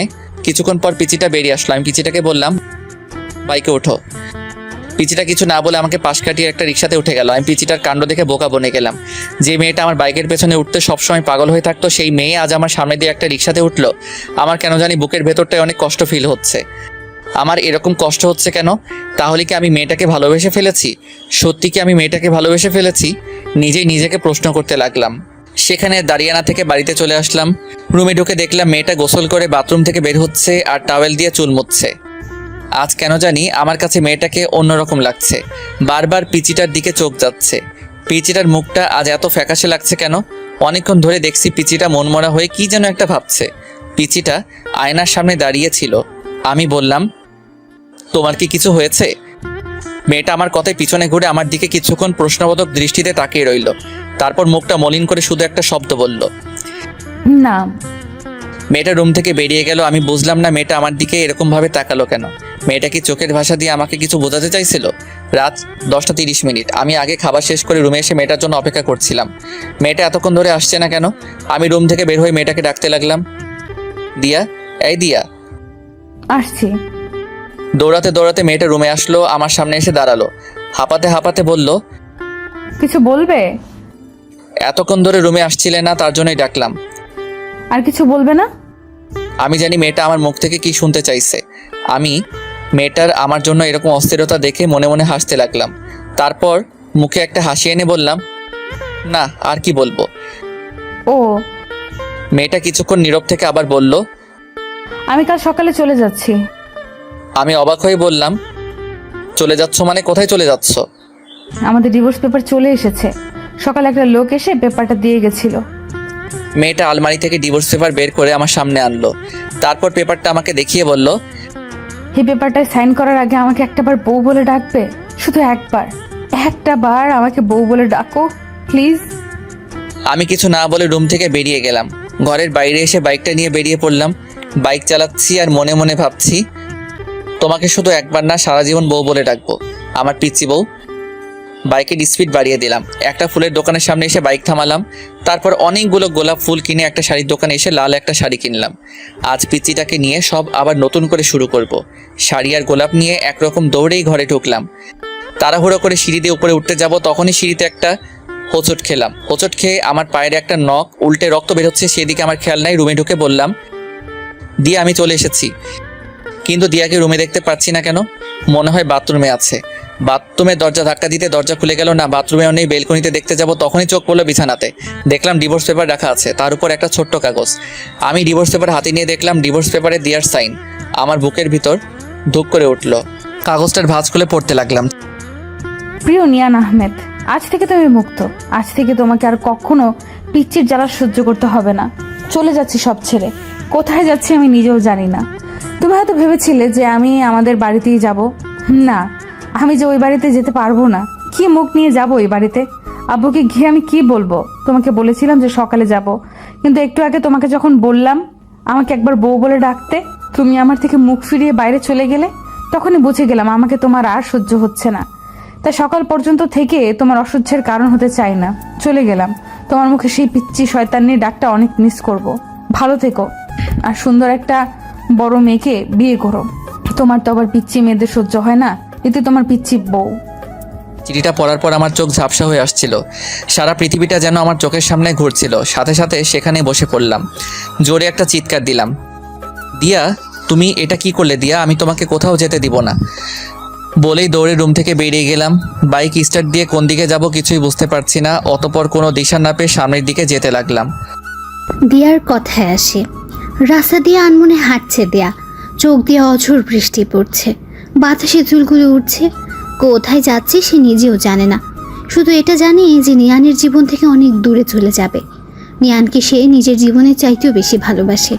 সেই ছোটবেলা থেকে নিয়ান তার মনে জায়গা করে আছে। আজ সেই মনের মানুষটাকে ছেড়ে অনেক দূরে চলে যাচ্ছে সে। দিয়া মনে মনে ভাবছে, সে কি দূরে চলে গেলে নিয়ানকে ভুলে থাকতে পারবে? আবার নিজেকে নিজে উত্তর দিচ্ছে, নিজেকে ভুলতে পারে কিন্তু নিয়ানকে কোনোদিনও ভুলতে পারবে না। এসব ভাবতে ভাবতে কোনো সময় যে রাস্তার মাঝখানে চলে এসেছে সে নিজেও জানে না। পেছন থেকে হঠাৎ একটা কার এসে দিয়াকে অনেক জোরে ধাক্কা দিল। দিয়া ছিটকে অনেক দূরে গিয়ে পড়ল। আস্তে আস্তে চোখ বন্ধ হয়ে আসছে দিয়ার। চোখে বন্ধ করার আগে চোখে ঝাপসা দেখতে পেল, একটা লোক তাকে পাচাকোলা করে কোলে তুলেছে। অন্য হয় দিয়াকে এদিক সেদিক খুঁজে বেড়াচ্ছি, কিন্তু কোথাও খুঁজে পাচ্ছি না। কোথায় গেল মেয়েটা? তাহলে কি মেয়েটাকে আর খুঁজে পাবো না? আর খুঁজে পাবো না সেই কথা মনে পড়তেই বাইক থামিয়ে বাইক থেকে নেমে সেখানে রাস্তার পাশে বসে পড়লাম। তাহলে আমি কি আমার পিচিটাকে হারিয়ে ফেলেছি? না, এটা হতে পারে না বলে জোরে একটা চিৎকার দিলাম, দিয়া। চিৎকার করে কান্না করতে লাগলাম আর জোরে জোরে বলতে লাগলাম, দিয়া তুমি কোথায়? প্লিজ আমাকে ছেড়ে কোথাও যেও না দিয়া। দিয়া আমি তোমাকে অনেক ভালোবাসি দিয়া। এই পিচি শয়তানি, তুই শুনতে পারছিস? আমি তোকে অনেক ভালোবাসি। হাওয়া করে কান্না করতে লাগলাম। এই দিয়া, তুমি আমার থেকে একবার বউ ডাক শুনতে চেয়েছিলে না? এই যে আমি তোমাকে বউ ডাকছি। বউ, এই বউ তুমি কোথায়? বউ তুমি শুনতে পারছো আমি তোমাকে বউ ডাকছি? ইয়া আল্লাহ, তুমি আমার পিচি বউকে আমার কাছে এনে দাও। আমি যে ওকে ছাড়া বাঁচবো না আল্লাহ, সব দোষ আমার। বলেই পাশে ল্যাম্পপোস্টে নিজের মাথা বাড়ি দিতে লাগলাম। বাড়ি দিতে দিতে একসময় আমার মাথা দিয়ে রক্ত ঝরতে লাগলো, তবু আমি থামছি না, মাথা বাড়ি দিয়েই চলছি। হঠাৎ আমার চোখে অন্ধকার হয়ে আসলো, আমার মাথা ঘুরতে লাগলো, তারপর আমি মাটিতে লুটিয়ে পড়লাম। এরপরে কি হয়েছিল আমার আর কিছু মনে নাই। দিয়া বলে চিৎকার দিয়ে উঠলাম। একে আমি কোথায়? সারা রুমে চোখ বুলাতেই বুঝতে পারি এটা একটা হসপিটাল। মাথায় ব্যথা অনুভব করলাম, মাথায় হাত দিয়ে দেখি ব্যান্ডেজ। আমার চিৎকার শুনে আম্মু দৌড়ে কেবিনে ঢুকলেন।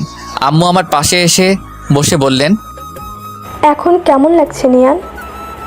আমি আম্মুর প্রশ্নের উত্তর না দিয়ে কান্না করতে করতে বললাম, আম্মু দিয়া। চুপ কর, তোকে আর কিচ্ছু বলতে হবে না। আমি চিঠিটা পড়েছি আর তোদের ডিভোর্সের পেপারটাও দেখেছি। তুই মেয়েটার সাথে এমন কেন করলি নিয়ান? বলে আম্মু কান্না করতে করতে কেবিন থেকে বেরিয়ে গেলেন। আমি অসুস্থ না হলে হয়তো আম্মু আমার গালে কষে একটা চড় মারতেন।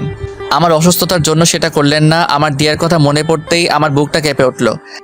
হাতের স্যালাইন খুলে হাসপাতালের সিট থেকে নামলাম, দাঁড়াতেই পারছি না, অনেক কষ্ট হচ্ছে, তবুও উঠে দাঁড়ালাম। যতই কষ্ট হোক আমাকে যে যেতে হবে, আমার পিচিটাকে যে খুঁজে বের করতে হবে। কেবিন থেকে বেরিয়ে পড়লাম, মাথাটা ঝিমঝিম করছে। আমাকে দেখে আম্মু চিৎকার দিয়ে উঠলেন, নিয়ান, তুই এই অবস্থাতে কোথায় যাচ্ছিস? বলেই পেছন থেকে আম্মু আমার হাত চেপে ধরলেন। আম্মু আমাকে ছাড়ো, আমাকে যেতে হবে, দিয়াকে খুঁজে বের করতে হবে। নিয়ান বাবা, এরকম পাগলামি করিস না, তোর শরীরটা যে ভালো না। তাছাড়া দিয়াকে খুঁজতে তোর আপু আর চাচা গেছেন। না আম্মু, আমাকেও যেতে হবে বলে এক ঝটকায় আম্মুর থেকে আমার হাত ছাড়িয়ে দৌড়ে যেতে লাগলাম। কিছুটা যেতেই মাথাটা ঘুরতে লাগলো, আর যেতে পারলাম না, সেখানেই মাথা ঘুরে পড়ে গেলাম। এদিকে আজ 3 দিন পর দিয়ার জ্ঞান ফিরল। দিয়া চোখ খুলতে নিজেকে একটা হসপিটালে আবিষ্কার করে। পাশে লক্ষ্য করে দেখে নিয়ানের বয়সে একটা ছেলে বসে আছে। দিয়া বলল, আমি কোথায় আর এখানে কিভাবে আসলাম? দিয়াকে উঠতে দেখে ছেলেটা বলল, আপনার এখন কেমন লাগছে? ভালো, কিন্তু আমি এখানে কেন? আর এটা কোন জায়গা? আপনি এখন মালয়েশিয়ায়। মানে আমি মালয়েশিয়া কিভাবে আসলাম? আমি তো একটা গাড়ির সাথে। দিয়াকে আটকিয়ে ছেলেটা বলল, হ্যাঁ, সেদিন আপনি আমার গাড়ির সাথে ধাক্কা খেয়েছিলেন। ধাক্কা অনেক জোরেই লেগেছিল, আপনার অনেক ব্লিডিং হচ্ছিল। আমি আপনাকে সেখানকার একটা হসপিটালে নিয়ে যাই। অনেকক্ষণ আপনার চিকিৎসা চলার পর ডাক্তার বেরিয়ে এসে বলল 72 ঘন্টার ভেতরে আপনার জ্ঞান না ফিরলে আপনাকে আর বাঁচানো সম্ভব হবে না। অতবার উন্নত চিকিৎসার জন্য সেদিনই আপনাকে আমি মালয়েশিয়ায় নিয়ে আসি, আর আজ ঠিক 71 ঘন্টা পর আপনার জ্ঞান ফিরল। আপনি আমাকে কেন বাঁচালেন? আমি মরে গেলেই তো ভালো হতো। আমার সামনে একজন মানুষ মারা যাবে সেটা আমি চেয়ে চেয়ে দেখবো, তাও আবার আমার গাড়ির সাথে অ্যাক্সিডেন্ট হয়েছে। আচ্ছা, আপনি সেদিন মাঝ রাস্তায় দিয়ে হাঁটছিলেন কেন? আর মরে গেলে ভালো হতো এটা কেন বলছেন? দিয়া নিয়ানের সাথে ঘটে যাওয়া সব ঘটনাই ছেলেটাকে বলল। সব বলার পর ছেলেটার দিকে তাকাতেই দেখলো ছেলেটার চোখে পানি। ছেলেটা বলল, একটা মেয়ে একটা ছেলেকে এতটা ভালোবাসতে পারে? দিয়া কিছু বলল না, শুধু চোখ দিয়ে পানি ঝরছে। ছেলেটা আবার বলল, ওই বজ্জাত ছেলেটা কি করে পারলো আপনার মতো একটা মিষ্টি মেয়েকে কষ্ট দিতে? প্লিজ ওকে কিচ্ছু বলবেন না, ও অনেক ভালো ছেলে। আপনাকে এত কষ্ট দেওয়ার পরও আপনি বলছেন ছেলেটা ভালো? আমি যে ওকে আমার জীবনের চাইতেও বেশি ভালোবাসি, তাই ও যতই খারাপ হোক আর আমাকে যতই কষ্ট দেখ না কেন, আমার কাছে ও ভালোই থাকবে। সত্যি আপনার তুলনা হয় না। যেই ছেলেটা আপনাকে এত অবহেলা কষ্ট দিল আর আপনি তাকেই বলছেন ভালো। আচ্ছা, আপনার নামটাই জানা হলো না। আমি দিয়া। আর আমি আরিয়ান চৌধুরী। আমি হলাম এই চৌধুরী সাহেবের মা। দিয়া দেখতে পেল কথাটা বলতে বলতে একজন মহিলা কেবিনে ঢুকছেন। আরিয়ান মহিলাটাকে দেখিয়ে বলল, দিয়া, উনি আমার আম্মু। দিয়া মুখ দিয়ে সালাম দিল, তারপর বলল, উনি এখানে? আমরা এখানে মালয়েশিয়ায় থাকি। এখন কেমন লাগছে মা? জি ভালো আন্টি। আমাকে আন্টি না, মা বলে ডেকো।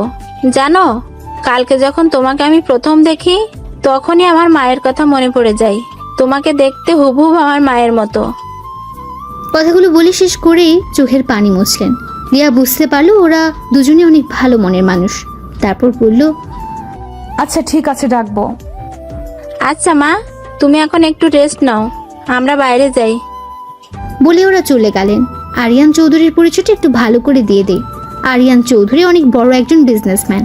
বিজনেসটা ওর বাবারই, কিন্তু 2 বছর আগে ওর বাবা মারা যাওয়াতে পুরো বিজনেসটা ওকে সামলাতে হচ্ছে। বাংলাদেশ আর মালয়েশিয়া মিলে 3টা কোম্পানি আছে ওদের, তাই আরিয়ান চৌধুরী মালয়েশিয়ায় পরিবার নিয়ে থাকে। পরিবার বলতে ওর মা আর ছোট্ট একটা বোনকে নিয়ে তার পরিবার। 7 দিন পর আজ দিয়াকে হসপিটাল থেকে বাড়িতে যাওয়ার অনুমতি দিয়েছে, কিন্তু দিয়া ভাবতে লাগলো তার তো কোনো বাড়ি নেই, সে এখন কোথায় যাবে? এসব ভাবছিল তখনই আরিয়ান চৌধুরী ও তার মা ঢুকলো। আরিয়ান বলল, চলেন, আজ আপনাকে হসপিটাল থেকে ছেড়ে দিয়েছে। কিন্তু আমি কোথায় যাব? কোথায় যাবে মানে? আমাদের বাড়িতে যাবে। কিন্তু আমি আপনাদের বাড়িতে কোন পরিচয়ে যাব? আমার তো আর কোনো পরিচয় নাই। আমাদের বাড়িতে যেতে তোমার কোনো পরিচয় লাগবে না মা। আম্মু, উনি যখন পরিচয় চাইছেন তাহলে ওনাকে একটা পরিচয় দিলে সমস্যা কোথায়? কি পরিচয় দিবি তুই ওকে? আমার বউয়ের পরিচয়। মানে? আরে আরে, আপনি তো ভয় পাবেন না। আমি আপনাকে সত্যিকারের বউ হতে বলছি না, শুধু আপনার পরিচয়টা হবে আপনি আমার বউ। কিন্তু আর কোনো কিন্তু না, এবার বাড়িতে চলুন। এদিকে আমি হাসপাতাল থেকে বাড়িতে এসে পাগলের মতো হয়ে গেলাম। প্রত্যেকদিন দিয়াকে খুঁজতে বের হই, কিন্তু কোথাও খুঁজে পাই না। সারা বাংলাদেশের অলিগলি সব খুঁজলাম, কিন্তু কোথাও খুঁজে পেলাম না। এভাবে প্রত্যেকদিন মেয়েটাকে পাগলের মতো খুঁজে বেড়াই, যে মেয়েটাকে আমি সহ্যই করতে পারতাম না। আজ সেই মেয়ের জন্য প্রত্যেক রাত কান্না করে বালিশ ভিজাই। এভাবে দিয়ার অপেক্ষায় কেটে গেল অনেক নির্ঘুম রাত, কেটে গেল 5-5টা বছর। এর মধ্যে দিয়ার কথা প্রায় সবাই ভুলেই গেছে। সবাই বলছে দিয়া নাকি আর ফিরে আসবে না, ও নাকি মারা গেছে। চাচা চাচিও অনেক কষ্ট করে হলেও সেটা মেনে নিয়েছেন, কিন্তু আমি এখনও দিয়ার পথ চেয়ে বসে আছি। আমার বিশ্বাস দিয়া একদিন না একদিন ফিরে আসবেই। এর মধ্যে আব্বু আম্মু অনেকবার বলেছেন যে বিয়ে করে নতুন করে জীবন শুরু করতে, কিন্তু আমি ওদের বারবার বলে দিচ্ছি যে দিয়ার অপেক্ষায় সারা জীবন পার করে দিতে পারবো। আজ আব্বু হঠাৎ রুমে এসে বললেন, তুই কি এভাবেই জীবনটা শেষ করে দিবি? তোর কি মনে হয় মেয়েটা এখনো বেঁচে আছে? আর বেঁচে থাকলেও কি তোর জন্য বসে আছে নাকি? বেঁচে থাকলেও হয়তো কারোর সাথে বিয়ে হয়ে সংসার করছে। আব্বু প্লিজ, তোকে আমি 2টা অপশন দিচ্ছি, বিয়ে কর নয়তো চাকরি বাকরি কিছু একটা করে জীবনটা নতুন করে শুরু কর। কিছুক্ষণ চুপ থেকে বললাম, ওকে আব্বু, আমি চাকরি করব। আব্বু একটা স্বস্তির নিঃশ্বাস ফেলে চলে গেলেন। পরের দিন আমি একটা চাকরির ইন্টারভিউ দিতে যাই। ইন্টারভিউ দেওয়ার পর আমাকে কিছুক্ষণের জন্য ওয়েটিংয়ে রাখে। আমাকে কিছুক্ষণ পর আবার আমাকে ডাকে, আমাকে বলে কংগ্রাচুলেশনস, আপনার চাকরি হয়ে গেছে, কিন্তু সেটা মালয়েশিয়ায়। আপনার সব রেজাল্ট ভালো দেখে আমরা আমাদেরই আরেকটা কোম্পানি থেকে ট্রান্সফার করে দেই। মালয়েশিয়ার কথা শুনে কেন জানি আমি হ্যাঁ বলে দেই। আমার কেন জানি মনে হচ্ছে মালয়েশিয়ায় কিছু একটা আছে। বাড়িতে এসে আব্বুকে বলতেই আব্বু অনেক খুশি হলেন। রাতের খাবার খেয়ে রুমে এসে ঘুমানোর চেষ্টা করছি, কিন্তু ঘুম আসছে না। বারবার দিয়ার সেই নিষ্পাপ হাসি চোখে ভেসে উঠছে। জানি শেষ রাত বা মধ্যরাত ছাড়া আমার ঘুম আসবে না। গত 5 বছর ধরে এরকমটাই হয়ে আসছে। হঠাৎ মোবাইলের আওয়াজে ভাবনার জগৎ থেকে বেরিয়ে আসলাম। মোবাইল হাতে নিয়ে দেখি সে অচেনা নাম্বার থেকে আবার ফোন এসেছে। গত 5 বছর ধরে অনেকগুলো অচেনা নাম্বার থেকে আমার মোবাইলে ফোন আসে। ফোন রিসিভ করলে কেউ ওপাশে কিছু বলে না, শুধু আমি একটা ছোট্ট বাচ্চার হাউমাউ শুনতে পাই। অনেকবার বিরক্ত হয়ে অনেকগুলো নাম্বার ব্লক মেরেছি, কিন্তু কোনো কাজ হয় না। একটা ব্লক মারলে অন্য আরেকটা নাম্বার দিয়ে ফোন দেয়।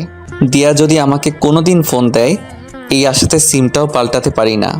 প্রথম বিরক্ত লাগলেও এখন কেন জানি আমার ওই পিচ্চিটার অস্পষ্ট ভাষা শুনতে ভালো লাগে।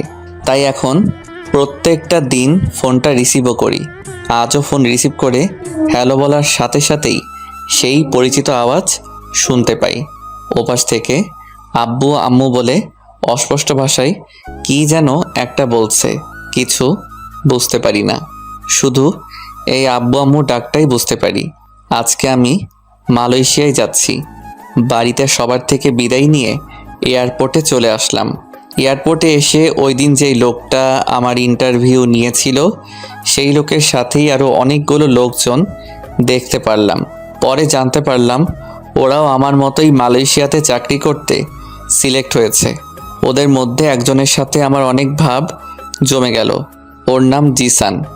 বিমানে আমার পাশের সিটেই বসেছিল। ওর সাথে মিশে বুঝতে পারলাম ছেলেটা একটু বেশি চঞ্চল টাইপের, অনেক বেশি কথা বলে। ফ্লাইট ল্যান্ড করলো মালয়েশিয়ায়। আমি মালয়েশিয়ার মাটিতে পা রাখতেই আমার বুকটা কেঁপে উঠল। বুঝতে পারলাম না কেন হলো এমনটা। মালয়েশিয়া নামটা শোনার পর থেকেই আমার কেমন যেন অদ্ভুত একটা ফিলিংস কাজ করছিল। আমরা যেই কোম্পানিতে কাজ করতে আসছি সেই কোম্পানিরই কয়েকজন লোক এসে আমাদের একটা হোটেলে নিয়ে গেল। আজকে রেস্ট নিয়ে কালকে থেকে অফিস। আমি হোটেলে এসে আমার রুমে ঢুকলাম। ফ্রেশ হয়ে বসে আছি। বসে বসে বোর হচ্ছি, তাই ভাবলাম শহরটা একটু ঘুরে দেখি। রুম থেকে বের হতেই জিসানের সামনে পড়লাম। জিসান আমাকে দেখে হেসে বলল, কি ভাই, কোথায় বের হচ্ছেন? আসলে রুমে বসে বসে বোর হচ্ছিলাম, তাই একটু ঘুরতে যাচ্ছি। আমিও সেম ভাই, চলেন আমিও যাব আপনার সাথে। তাহলে তো ভালোই হলো, আমাকেও একা একা ঘুরতে হবে না। চলেন। কোথায় যাওয়া যায় বলেন তো? আমি তো এখানকার জায়গা তেমন চিনি না। আমি চিনি ভাই, চলেন ভাই, আমরা এখানকার সব থেকে বড় শপিং মলে যাই। অনেক সুন্দর একটা শপিং মল। আমারও একটা জিনিস কিনতে হবে, জিনিসটাও কিনলাম আর ঘোরাঘুরিও করলাম। আচ্ছা চলুন। একটা ট্যাক্সি নিয়ে শপিং মলের সামনে এসে নামলাম। সত্যি শপিং মলটা অনেক বড় এবং সুন্দর। শপিং মলের ভিতরে ঢুকতে আমার শরীরে একটা কঠিন ঠান্ডা বাতাস লাগলো আর আমার বুকের ভিতর ধুকধুক করতে লাগলো। আমি সেখানটায় দাঁড়িয়ে হার্টবিটের ধুকধুকানি ফিল করতে লাগলাম। আমার এরকম হচ্ছে কেন? জিসান বলল, কি ভাই, এখানে দাঁড়িয়ে আছেন কেন আর কি ভাবছেন? আমি এই শপিং মলে ঢোকার সাথে সাথেই আমার শরীরে কী রকম জানি ঠান্ডা বাতাস লাগলো। আরে ভাই, এটা এসির বাতাস। না, এটা এসির বাতাস হতে পারে না। এসির বাতাস এত মোলায়েম আর কঠিন না, আর এই বাতাসটা একেবারে আমার বুকের ভিতর লেগেছে। আরে ভাই, কি সব আবল তাবল বলছেন? আমি জোরে একটা নিঃশ্বাস ফেলে বললাম, না কিছু না, চলেন। তারপর জিসানকে নিয়ে লিফটে করে শপিং মলটার 3 তলাতে উঠলাম। জিসান ঘুরে ঘুরে টি শার্ট দেখছে, হয়তো টি শার্ট কেনার জন্যই আসছে। আমি আর ওকে জিজ্ঞেস করলাম না। জিসান একটা টি শার্ট হাতে নিয়ে চেঞ্জ রুমে গেল। আমার একটা শার্ট অনেক ভালো লাগছে, সেই শার্টটাই নেড়ে চেড়ে দেখছিলাম। হঠাৎ আমার চোখ আটকে গেল একটা মেয়ের উপর। মেয়েটা আমার ঠিক উল্টো দিকে মুখ করে লিফটের সামনে দাঁড়িয়ে আছে। মেয়েটাকে আমার এত চেনা চেনা লাগছে কেন? আমি মেয়েটার মুখ দেখতে না পারলেও আমার কেন জানি মনে হচ্ছে মেয়েটা আমার অনেক দিনের চেনা কেউ। আমার হার্টবিট অনেক স্পিডে দৌড়াচ্ছে। দৌড়ে আমি মেয়েটার কাছে যেতে লাগলাম। আমি দৌড়ে মেয়েটার কাছে যাওয়ার আগেই মেয়েটা লিফটে উঠে গেল। আমি লিফটের সামনে এসে দেখলাম লিফট লেগে গেছে। সেখানে দাঁড়িয়েই হাঁপাতে লাগলাম। হঠাৎ চোখ পড়ল পাশের সিঁড়ির উপর। আমি দৌড়ে সিঁড়ি দিয়ে নামতে লাগলাম। নিচতলায় আসতেই দেখলাম মেয়েটা শপিং মল থেকে বের হয়ে যাচ্ছে। আমিও দৌড়ে শপিং মল থেকে বের হতেই দেখলাম মেয়েটা একটা গাড়িতে উঠে গেছে। গাড়িতে কালো গ্লাস থাকাতে তখনও আমি মেয়েটাকে দেখতে পাই নাই। গাড়িটা অনেক স্পিডে চলে গেল। আমি সেখানে দাঁড়িয়ে রইলাম। পিছন থেকে জিসান ডাকতে ডাকতে আসলো। নিয়ান ভাই, হ্যাঁ নিয়ান ভাই। আমার পাশে এসে হাঁপাতে লাগলো। আবার বলল, কি ভাই, শপিং মল থেকে এভাবে দৌড়ে বের হচ্ছিলেন কেন? পিছন থেকে আমি এত ডাকলাম, আপনি শুনলেনই না। পরে বলবো, এখন হোটেলে চলুন। সত্যি আপনি অনেক অদ্ভুত ভাই। চলুন। পরের দিন সকালে রেডি হয়ে অফিস যাওয়ার জন্য হোটেলের বাইরে আসলাম। পিছন থেকে জিসান এসে বলল, কি ভাই, আমাকে ফেলেই চলে যাচ্ছেন? আমি ভাবলাম আপনি হয়তো নিচে আছেন, তাই আমি নিচে আসলাম। অফিসের বাস এসে আমাদের নিয়ে গেল। অফিসে আসলাম। অফিসে ঢোকা মাত্রই সেই দিন শপিং মলের মতো একটা ঠান্ডা বাতাস লাগলো। আমি অফিসের ভিতর ঢুকেই কেন জানি অস্থির অস্থির লাগছে। পিয়ন এসে বলল, সবাই এক এক করে ম্যাডামের সঙ্গে মিট করে আসুন। একজন একজন করে একটা রুমে যাচ্ছে আর 4-5 মিনিট পর পর বেরিয়ে আসছে। এইভাবে এক এক করে সবাই গেল। আমি এখনো বসে আছি। জিসান এসে বলল, ভাই যান যান, ভেতরে যান, আর গিয়ে পরি দেখে আসুন। কি বলছেন? কি পরি কোত্থেকে আসলো? আরে ভাই, এই পরি সেই পরি না, এটা মানুষ পরি। মানে আমাদের বসটা দেখতে একেবারে পরির মতো। আমাদের কি মেয়ে বস নাকি? ভাই তাড়াতাড়ি যান। আমি উঠে আমাদের বস মানে মেয়েটার দরজার পাশে এসে বললাম, may I come in madam? Yes, come in. মেয়েটার কণ্ঠ শুনে আমি চমকে উঠলাম। চোখ তুলে তাকাতেই আমি স্তব্ধ হয়ে দাঁড়িয়ে রইলাম। আমি কি দেখছি? আমি নিজের চোখকে বিশ্বাস করতে পারছি না। তখন আমার মুখ দিয়ে শুধু একটা শব্দ বেরিয়ে আসলো, দিয়া তুমি? আমি আমার নিজের শরীরে একটা চিমটি কেটে চোখ বন্ধ করে আবার তাকালাম। আমি ঠিকই দেখছি, দিয়া আমার সামনে, আমার পিচ্চি বউ আমার সামনে। কিন্তু এটা কোন দিয়া? এটা কি সেই পিচ্চিটা? পিচ্চিটা তো এখন পিচ্চি নাই, অনেক বড় হয়ে গেছে। এদিকে দিয়া আমাকে দেখে চেয়ারে বসে থাকতে পারলো না, চেয়ার থেকে উঠে দাঁড়ালো। মুখটা হা করে আমার দিকে অবাক দৃষ্টিতে তাকিয়ে রইল, আর গাল বেয়ে চোখের পানি গড়িয়ে পড়ছে। আমি যেই দিয়ার কাছে এগিয়ে গিয়ে কিছু বলতে যাব, তখনই আমার পিছন থেকে একটা বাচ্চা বলে উঠল, আম্মু। আমি পিছনে তাকিয়ে দেখলাম একটা লোকের কোলে 3 থেকে 4 বছর বয়সী একটা বাচ্চা। লোকটা হয়তো ড্রাইভার, কিন্তু বাচ্চাটা আম্মু বলল কাকে? বাচ্চাটা সেই ড্রাইভারটার কোল থেকে নেমে ছোট ছোট পায়ে দৌড়ে গিয়ে আম্মু আম্মু বলতে বলতে দিয়ার কোলে উঠল। আমার মাথায় যেন আকাশ ভেঙে পড়ল। তার মানে সেদিনের আব্বুর কথাটাই সত্যি হলো। দিয়া অন্য কারোর সাথে বিয়ে হয়ে সংসার করছে, আর তার প্রমাণ হলো এই বাচ্চাটা। আমার সেখানে দাঁড়িয়ে থাকতে কষ্ট হচ্ছে, বুকের ভিতর অনেক কষ্ট ফিল হচ্ছে। মনে হচ্ছে কেউ বুকে হাতুড়ি দিয়ে পিটাচ্ছে। আমি কিছুক্ষণ ওদের মা মেয়েকে দেখে কেবিন থেকে বেরিয়ে যেতে লাগলাম।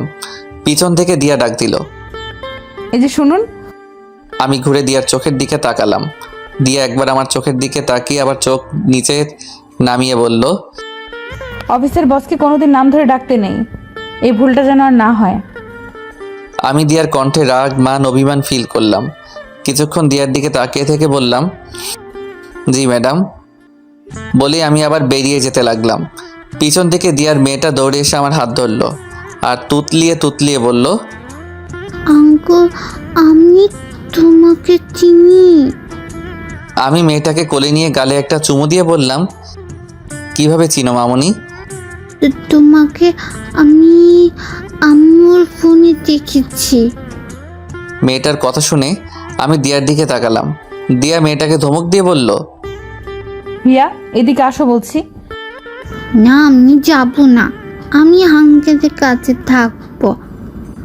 বলেই আমার গলা 2 হাত দিয়ে শক্ত করে জড়িয়ে ধরলো। তিয়া রেগে সেখান থেকে উঠে এসে মেয়েটাকে আমার কোলে থেকে টেনে নিয়ে নিল। মেয়েটা কান্না শুরু করে দিল, তারপর অন্যদিকে মুখ করে দিয়া বলল, আপনি এখন আসতে পারেন আর গিয়ে আপনার কাজ শুরু করে দেন। আমি সেখান থেকে বেরিয়ে আসলাম। নিয়ান বেরিয়ে যাওয়ার সাথে সাথে দিয়া ক্যাবিনের দরজাটা লক করে এসে কান্না করতে লাগলো। দিয়ার চিৎকার দিয়ে কান্না করতে ইচ্ছে করছে, কিন্তু অফিস বলে সেটা করতে পারছে না। দিয়া হাত দিয়ে মুখ চেপে কান্না করতে লাগলো। কান্না করছে আর বলছে, আমি কি করে পারলাম আমার নিয়ানের সাথে এরকম ভাবে কথা বলতে? যাকে আমি আমার জীবনের চাইতেও বেশি ভালোবাসি তাকে আমি কি করে পারলাম এরকম অপমান করতে? এগুলো বলছে আর মুখ চেপে কান্না করছে দিয়া। দিয়ার মেয়েটা তার মার কান্না দেখে বলল, আম্মু তুমি কেঁদো না, আমি আর যাবো না ওই আঙ্কেলটার কাছে। দিয়া ওর মেয়েকে জড়িয়ে ধরে কান্না করতে লাগলো আর বলল, তুই ওর কাছে যাওয়াতে আমি কাঁদছি না, তুই ওর কাছে যাওয়াতে আমি আরো খুশি হয়েছি। বলে দিয়া মেয়েটার কপালে একটা চুমু খেলো। দিয়া এখন বুঝতে পারলো কালকে শপিং মলে তার মনে হয়েছিল যে নিয়ান তার আশেপাশে ছিল, তার মানে সত্যি নিয়ান শপিং মলে ছিল। দিয়া চোখের পানি মুছে জোরে একটা নিঃশ্বাস নিল। এখন দিয়ার ভেতরটা একটু হালকা লাগছে, কারণ আজ 5-5টা বছর পর নিয়ানকে সে দেখলো। আমি সামনে আগাচ্ছি আর ভাবছি এটাই আমার প্রাপ্য ছিল। আমি মেয়েটাকে একসময় কত কষ্ট দিয়েছি, এখন মেয়েটার চেয়ে দ্বিগুণ কষ্ট আমি পাচ্ছি। হ্যাঁ, এটাই আমার প্রাপ্য। আমাকে অনেকক্ষণ পর কেবিন থেকে বেরিয়ে আসতে দেখে জিসান এগিয়ে আসলো, এসে বলল, কি ভাই এতক্ষণ ধরে? আমাদের পরিবস আপনার কি পরীক্ষা নিচ্ছিলেন? সাবধান ভাই, অন্য কোনো ধান্দায় পড়লেন না।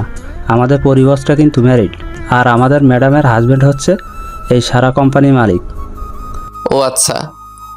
আপনার মুখটা এমন লাগছে কেন ভাই? আপনার কি কিছু হয়েছে? না ভাবি, কিছু হয় নাই। আব্বু আম্মুর কথা একটু মনে পড়ছে, তাই একটু মন খারাপ।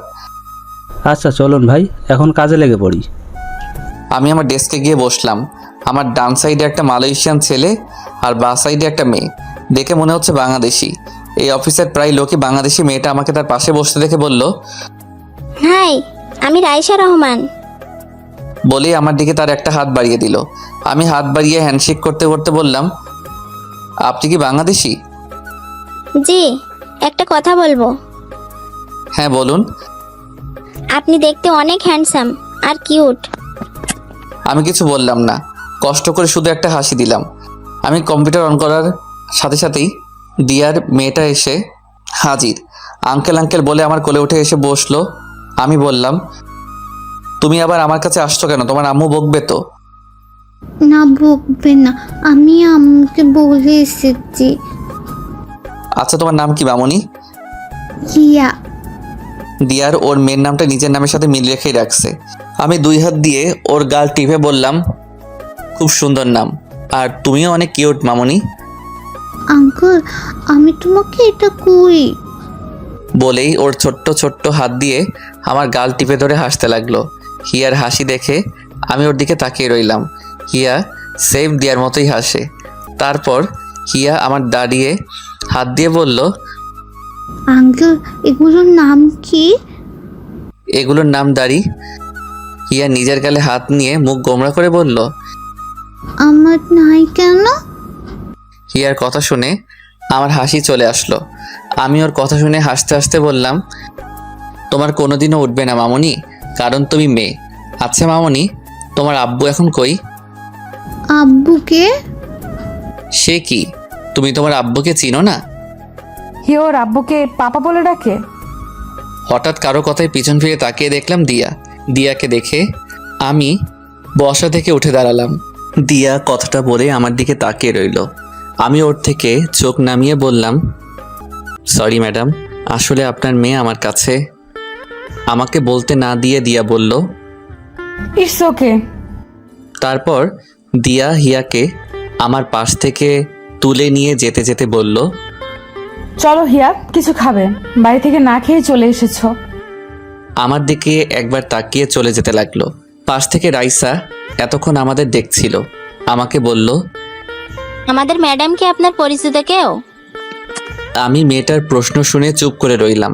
আমি মেয়েটাকে কি বলবো কিছু বুঝে উঠতে পারতেছি না। জি। রাইসা আমাকে আর কিছু প্রশ্ন করার আগেই আমি বললাম, এক্সকিউজ মি, আমি একটু আসছি।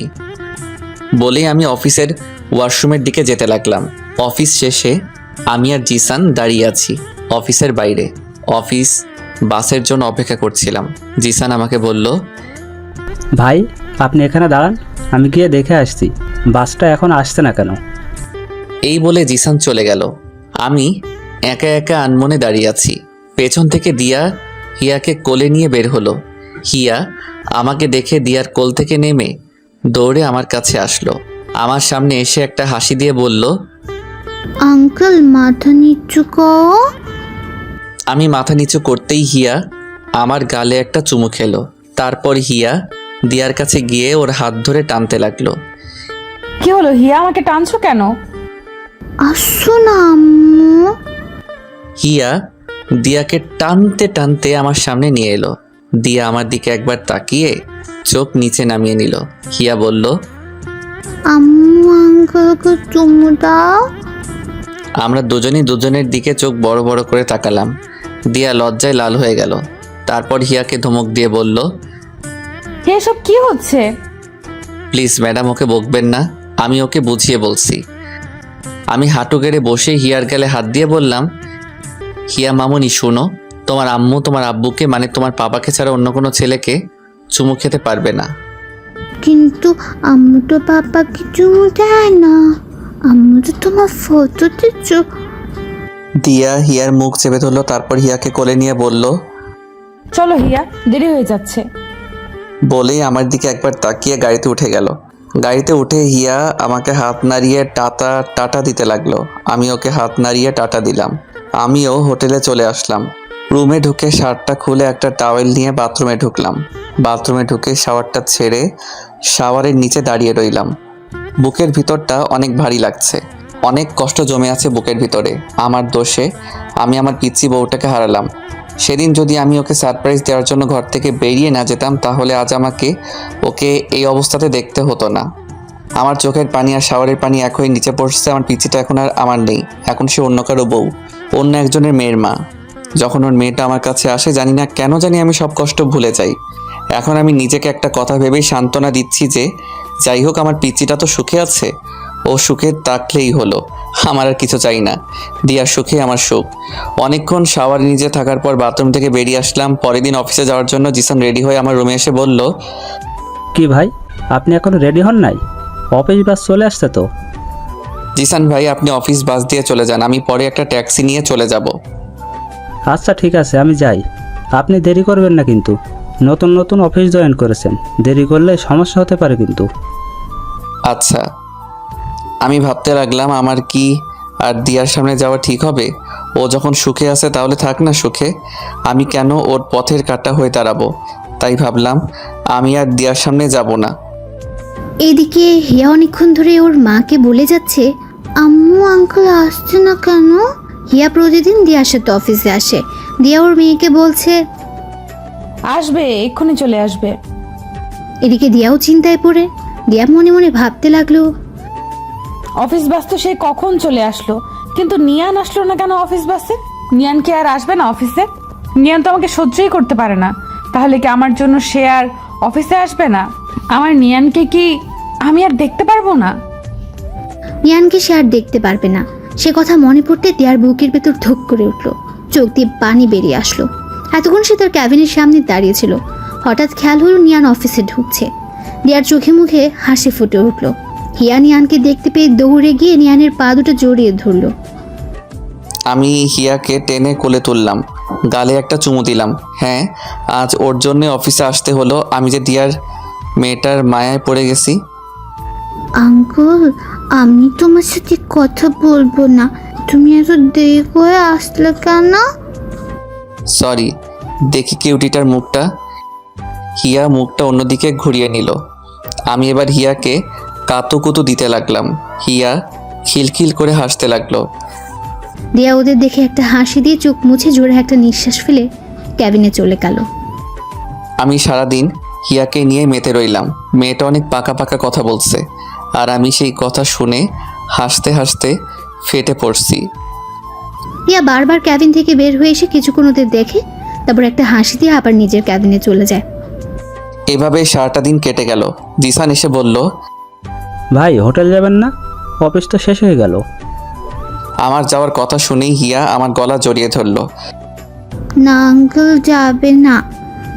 জিসান ভাই, আপনি অফিস বাস দিয়ে চলে যান, আমি সকালের মতো ট্যাক্সি দিয়ে চলে যাব। জিসান চলে গেল। কিছুক্ষণ পর দিয়া কেবিন থেকে বেরিয়ে আমাদের কাছে এসে হিয়াকে বলল, হিয়া আসো, আমরা বাসায় যাব। না, আমি যাব না। চলেন, আমি আপনাদের গাড়িতে তুলে দিয়ে আসছি। অফিসের বাইরে এসে দিয়ার গাড়ির সামনে আসলাম। দিয়া আগে গিয়ে গাড়িতে বসলো। আমি হিয়াকে বললাম, হিয়া আমার দিকে তাকাও। হিয়া আমার কাপ থেকে মুখ তুলে তাকালো। আমি বললাম, যাও এখন বাসায়। তুমি এরকম করলে কিন্তু আমি কালকে আর এখানে আসবো না। হিয়া আমার কথা শুনে গাড়িতে উঠে গিয়ে বসলো। আমি হিয়ার গালে একটা চুমু দিয়ে সেখান থেকে চলে যেতে লাগলাম। হঠাৎ পিছন থেকে দিয়া ডাক দিল। এই যে শোনো। আমি পিছন ফিরে তাকাতেই দেখলাম দিয়া গাড়ির থেকে মুখ বের করে আছে। আমি বললাম, জি বলুন। অফিস বাস তো চলে গেছে, তুমি কিভাবে যাবে? দিয়ার মুখে তুমি ডাক শুনে ওর দিকে অবাক চোখে তাকিয়ে রইলাম। দিয়া আবার বলল, আমি তোমাকে কিছু প্রশ্ন করছি। ও জি, আমি ট্যাক্সি দিয়ে চলে যাব। তুমি যদি কিছু মনে না করো, আমি তোমাকে পৌঁছে দিতে পারি। থ্যাংক ইউ, লাগবে না, আমি চলে যেতে পারবো। দিয়া মুখটা কালো করে ফেললো। হিয়া বলল, আঙ্কেল চলো না আমাদের সাথে। আমি হিয়ার মুখের দিকে তাকিয়ে না করতে পারলাম না। উঠে গেলাম ওদের গাড়িতে। আমি এক পাশে আর দিয়া আরেক পাশে, আর হিয়া মাঝখানে। হিয়া আমার কোলে উঠে এসে বসলো। কেউ কোনো কথা বলছি না। কিছুক্ষণ চুপ থাকার পর হুট করে দিয়া বলল, তোমার বউকে কি এখানে মানে মালয়েশিয়ার সাথে করে নিয়ে এসেছো? আমি দিয়ার কথা শুনে হাসতে লাগলাম। হা হা হা, বউ হা হা। কি হলো, হাসছো কেন? আমি হাসির কিছু বলেছি? আমার কপালে বউ নাই। মানে তুমি কি সব অদ্ভুত কথা বলছো? সত্যি তো বলছি, এখানে অদ্ভুতের কি আছে? মানে তুমি এখনো বিয়ে করো নাই? না, বললাম না আমার কপালে বউ নাই। কেন বিয়ে করো নাই? তুমি জেনে কি করবে? প্লিজ বলো না, কেন বিয়ে করো নাই? আমি কিছুক্ষণ চুপ করে রইলাম। তারপর দিয়ার চোখে চোখ রেখে বললাম, তোমার জন্য। আমার জন্য মানে? সেদিন রাতে আমি কিছু একটা ভেবে চুপ করে রইলাম। দিয়া কি এখন এসব বলা ঠিক হবে? দিয়া তো সুখেই আছে, ওকে এসব বলে কি ওর কষ্ট বাড়ানো ঠিক হবে? দিয়া আমাকে চুপ করে থাকতে দেখে বলল, বলো না সেদিন রাতে কি? না কিছু না। দিয়া এবার আমার হাত ধরে হিয়ার মাথায় নিয়ে গেল। তারপর বলল, ও তো ছোট্ট ফেরেশতা মানুষ, আমি জানি তুমি ওর মাথায় হাত রেখে মিথ্যা বলতে পারবে না। আমি এবার কি বলবো কিছু বুঝে উঠতে পারছি না। হিয়ার মাথায় হাত রেখে আমি আবার মিথ্যা বলতে পারবো না। আমি বললাম, দিয়া থাক না এসব এখন, আর জেনে কি করবে? তুমি বলবে কিনা বলো। আমি এবার বলতে শুরু করলাম, আসলে সেদিন রাতে তুমি যখন আমার মুখ থেকে একবার বউ ডাক শুনতে চেয়েছিলে, তখন আমি ঘর থেকে বেরিয়ে গিয়েছিলাম জানো। সেদিন আমি তোমাকে সারপ্রাইজ দেওয়ার জন্য রুম থেকে বেরিয়ে গিয়েছিলাম। সেদিন আমি তোমাকে একবার না সারা জীবনের জন্য বউ ডাকতে চেয়েছিলাম, তোমাকে আপন করে নিতে চেয়েছিলাম, কিন্তু তোমাকে সারপ্রাইজ দেওয়ার জন্য একটা লাল টকটকে শাড়ি আর অনেক গোলাপ ফুল নিয়ে যখন বাসায় আসলাম, তখন আমি নিজেই সারপ্রাইজড হয়ে যাই।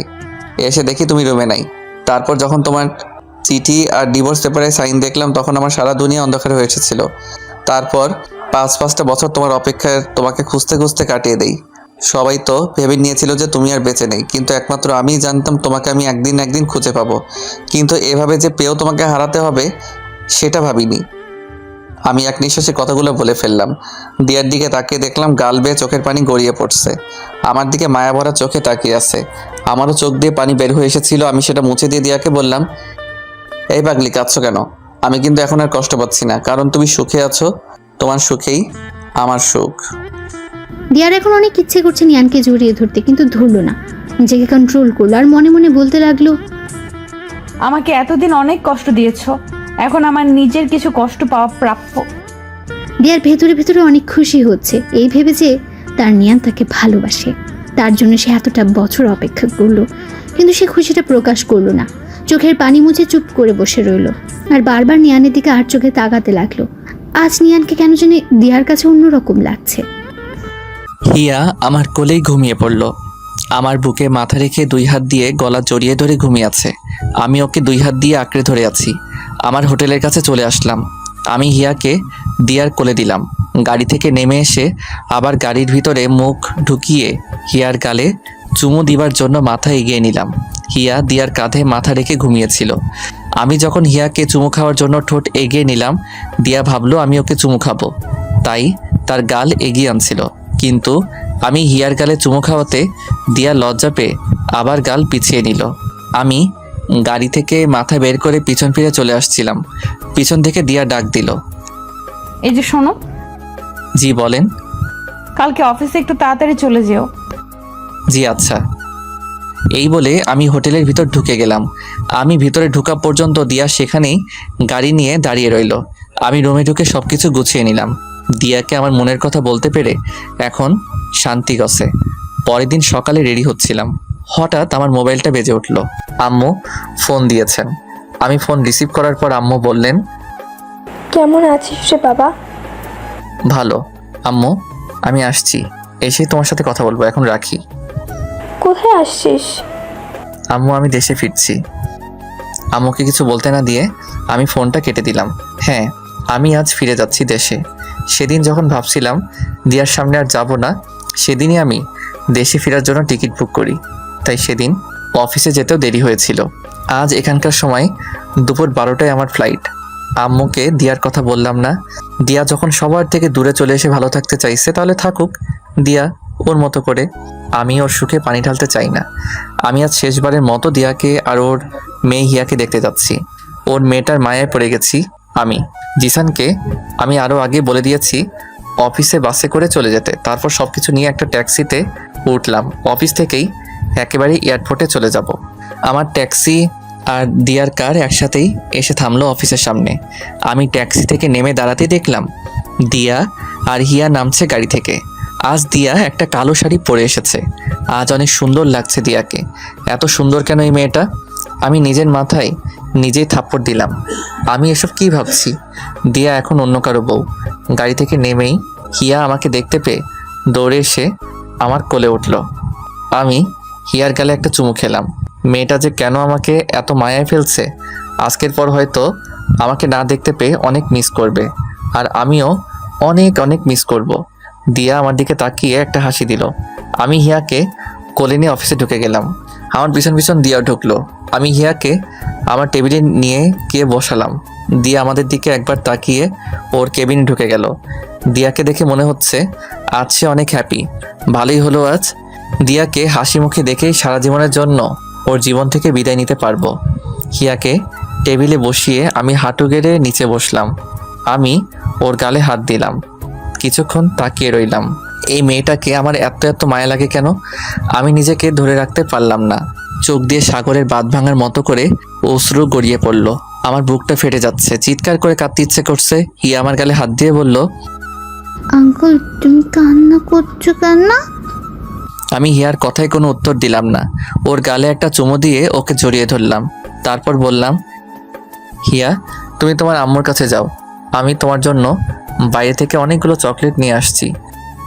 আজ এই মায়াবতীকেও মিথ্যা বলতে হলো। এই বলে আমি হিয়াকে ওর আম্মুর কেবিনের সামনে দিয়ে আসলাম।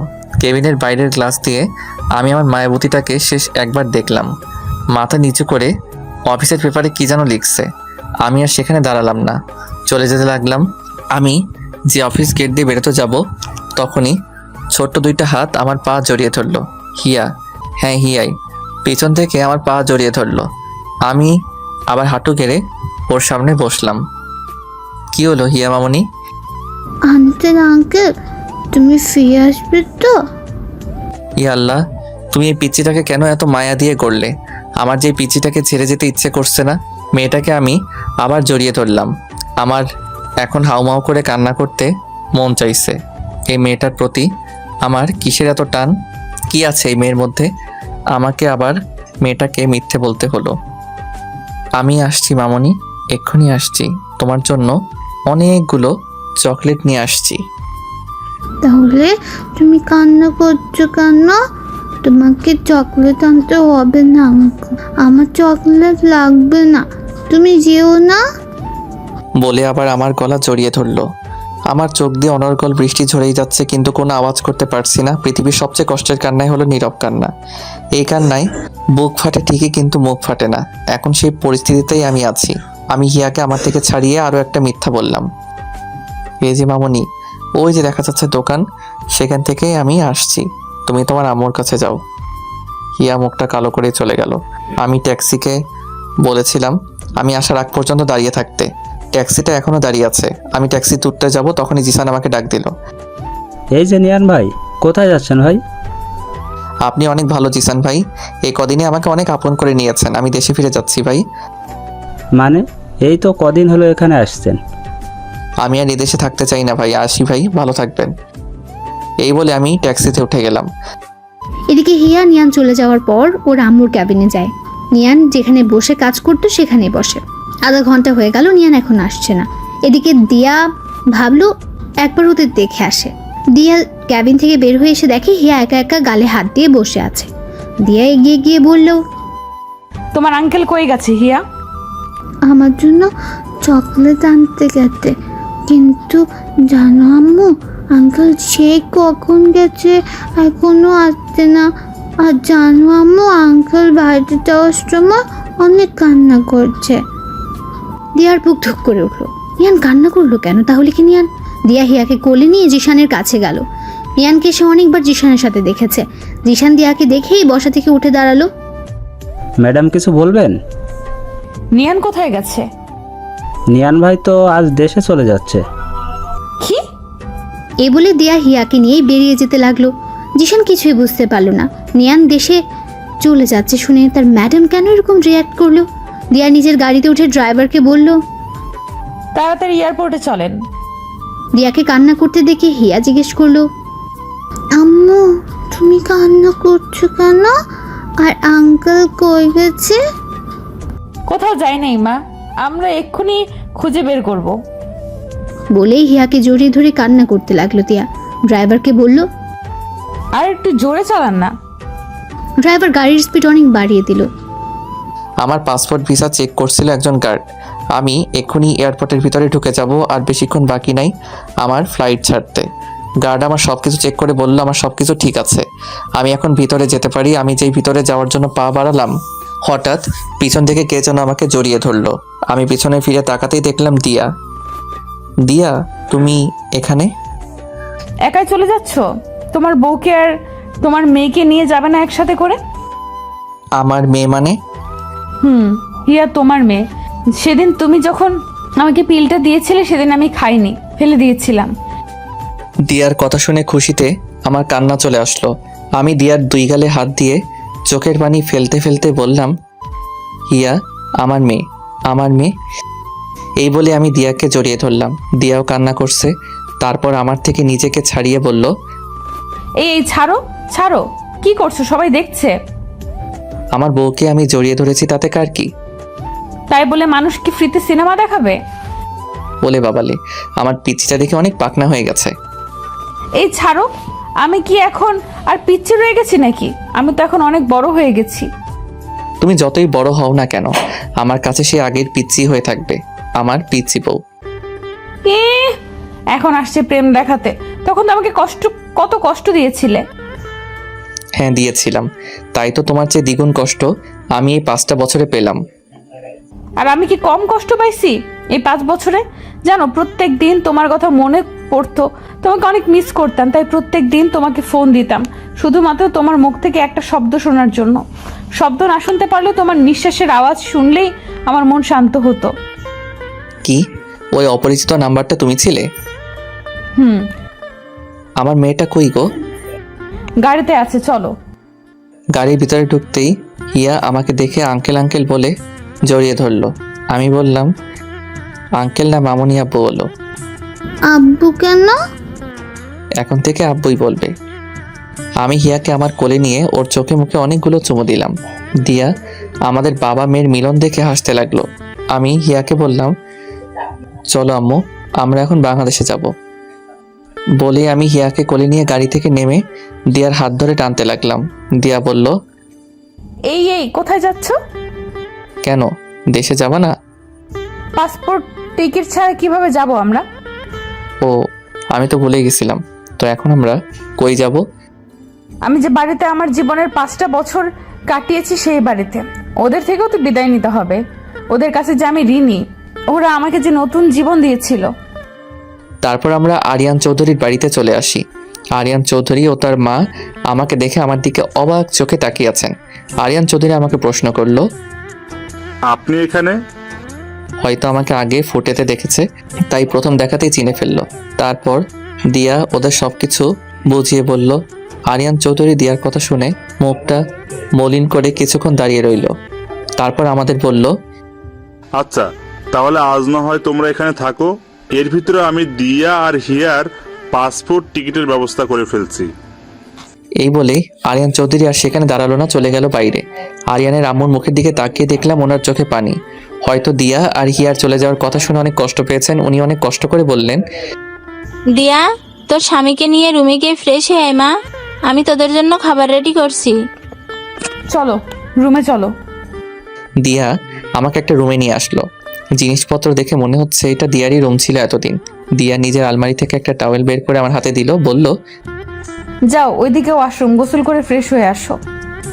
আচ্ছা। দিয়া একটা কথা বলি। এভাবে জিজ্ঞেস করছো যেন অন্য কারো বউয়ের সাথে কথা বলছো। তোমার যা মন চায় তাই করো, জিজ্ঞেস করার কি আছে? আরিয়ান চৌধুরীর আম্মুকে দেখলাম তুমি চলে যাচ্ছ, সেই কথা শুনে চোখ দিয়ে পানি বের হয়ে আসছে। ওনাদের মতো কোনো মানুষ হয় না। যখন আমি তোমাকে ছেড়ে চলে আসি, তারপর আমি অনেক ভেঙে পড়ি। প্রত্যেকটা দিন তোমার জন্য কান্না করতাম, ঠিকমতো খাওয়া দাওয়া করতাম না। তারপর উনি আমাকে নতুন করে বাঁচতে শিখিয়েছিলেন।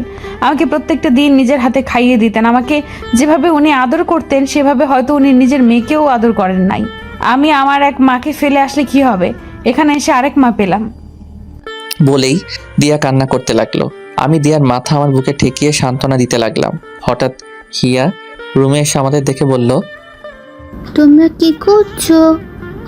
তোমার আম্মুকে আদর করছিলাম মামুনি। না, তুমি আম্মুকে আদর করবে না। কেন? তুমি শুধু আমাকে আদর করবে, আর কাউকে না। দেখেছো তোমার মেয়ে কি হিংসুক? এখন থেকে আমাকে তোমার থেকে কত দূরে ঠেলে দিচ্ছে। আমি দিয়ার কথা শুনে হাসতে লাগলাম। এভাবে দিয়া আর হিয়ার সাথে খুনসুরিতে কেটে গেল সারাটা দিন। রাতে খাবার খেয়ে রুমে আসলাম ঘুমাতে। এখানে দিয়ার আজকে লাস্ট রাত। কালকে আমরা চলে যাব দেশে। হিয়া অনেক আগে ঘুমিয়ে গেছে। এই তুমি আমার দিকে এইভাবে আগাচ্ছ কেন? আমার পিচ্চি বউটাকে একটু আদর করব।